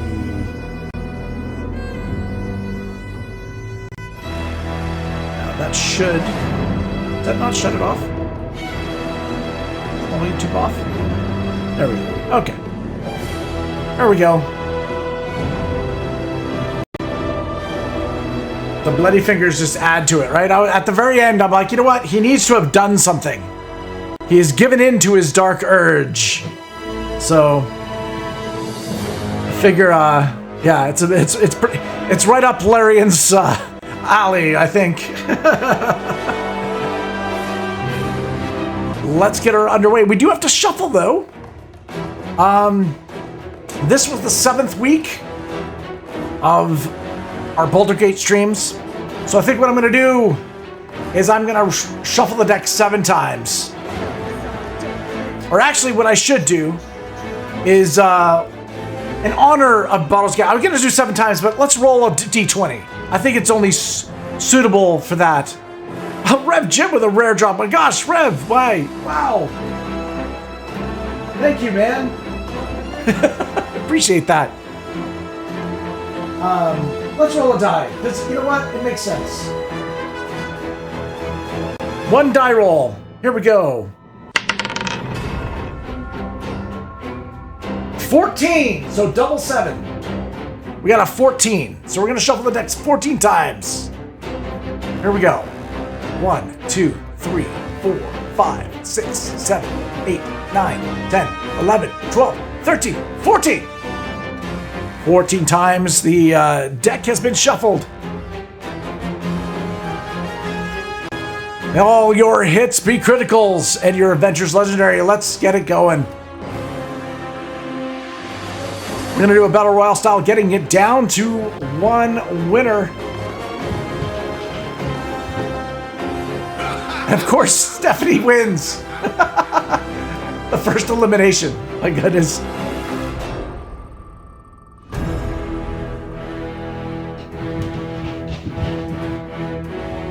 Followed by also Elizabeth. I know, of course, right?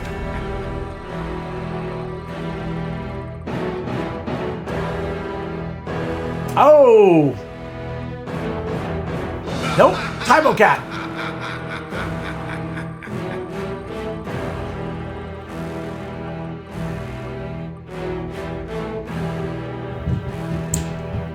Robin Gear. They gave in to their urges.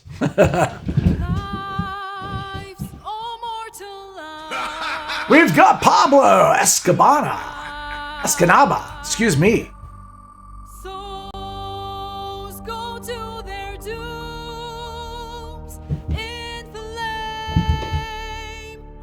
Ozzy Girl.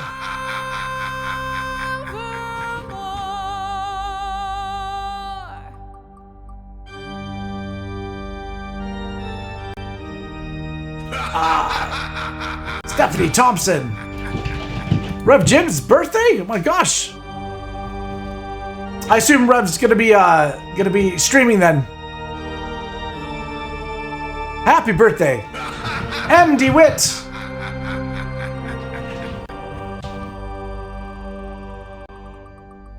Oh, it's on the 14th. Okay, so you gotta wait for midnight.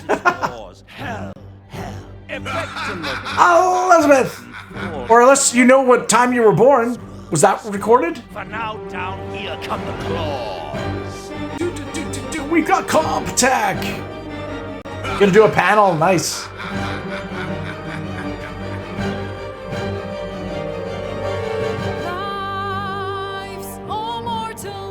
Oh, 2 bananas.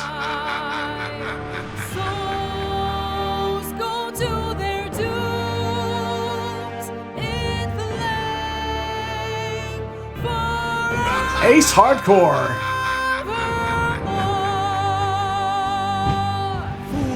Fools, how hard you have fought. Brave, but it's all been for naught. And we've got the infamous Stephanie Thompson. Doomed, detected, and caught. This is an elimination wheel. We usually get down to 1 winner. We got MD Wit. No more deals, it's over. The final act, you're doomed. Pieces. No more grace, it's over. This house of hope.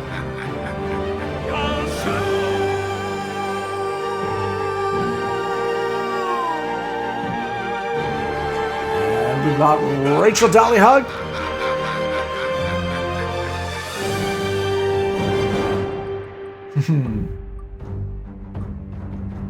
And, oh, Elizabeth Flood.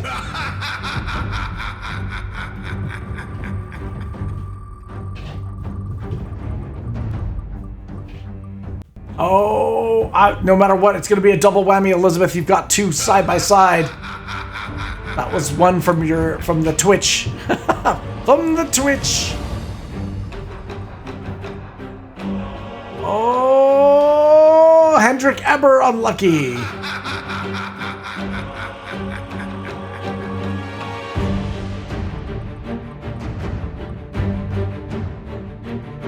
Was it going to be MD Wit or Comtech? It's a battle. It's Comtech.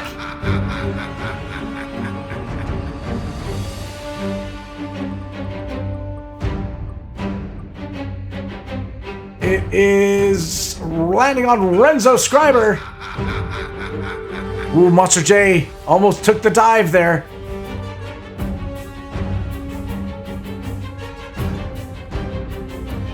Oh, Jimmy the Hook.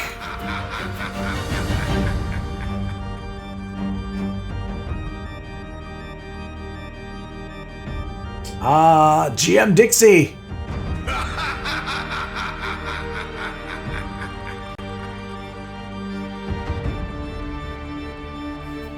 Oh no, Monster J! She so wants to win one. On the hair. Sorry, Monster J. It saved Covert Havoc.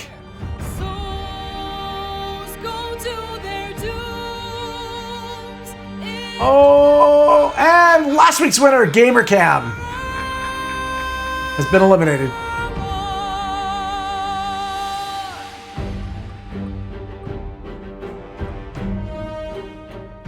Seekin.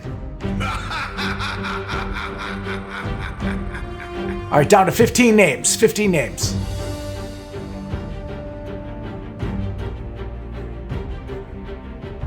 Iron Skull. 11. Oh. We've got one from Stephanie Thompson. You're now putting scales on the rail? On the rail?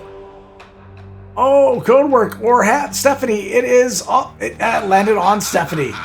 Doomed, Goodness. and Keep it turning, keep it turning. Ooh, Comtech. I think that is it for Comtech. Comtech is done.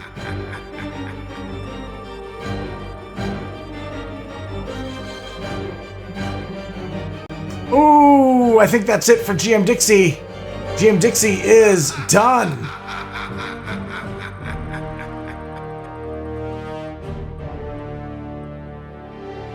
Oh, it's definitely Elizabeth.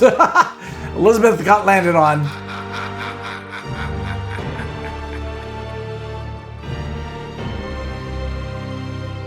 Oh! Oh, Stephanie, unlucky. My goodness. You're not out yet. Not out yet. But it's on a hair.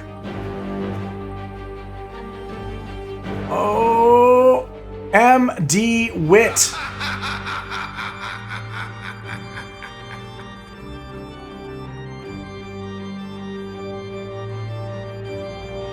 Mystic Angel Christina. I guess she subbed again. Okay.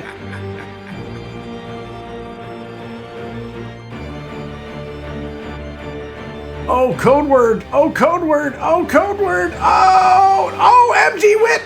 It ended on MD Wit. Oh God, MD Wit is gone. She's done. Woo! Final 5. Stephanie, Elizabeth. It's time. Code word Havoc and Elizabeth has the edge with 2 entries.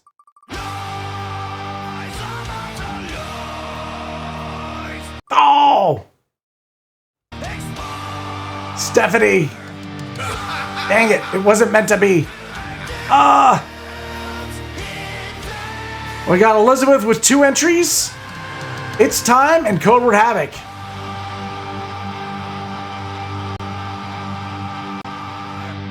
Oh my gosh, its time is gone too.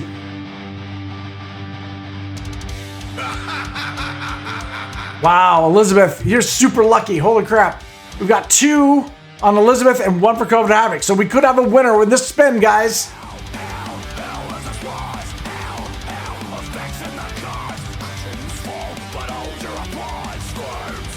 Oh! Code Word Havoc was eliminated. Oh my God. Oh, well, it's official. Elizabeth won. Man, Elizabeth. Congratulations. 1-2 punch coming. I know. Holy crap. Congratulations, Elizabeth. You won another drawing.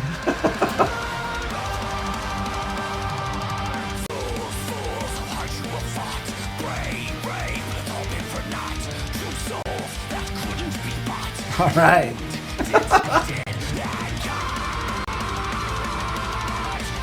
Awesome.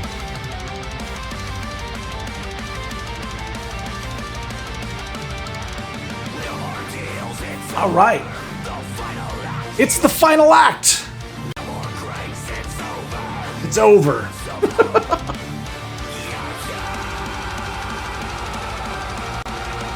All right. Well, let's see.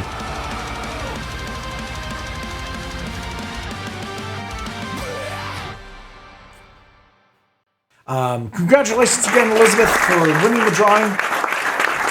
Appreciate you guys. Appreciate all of you that hung around for this. All right. Well, I'm gonna go give my wife a hug.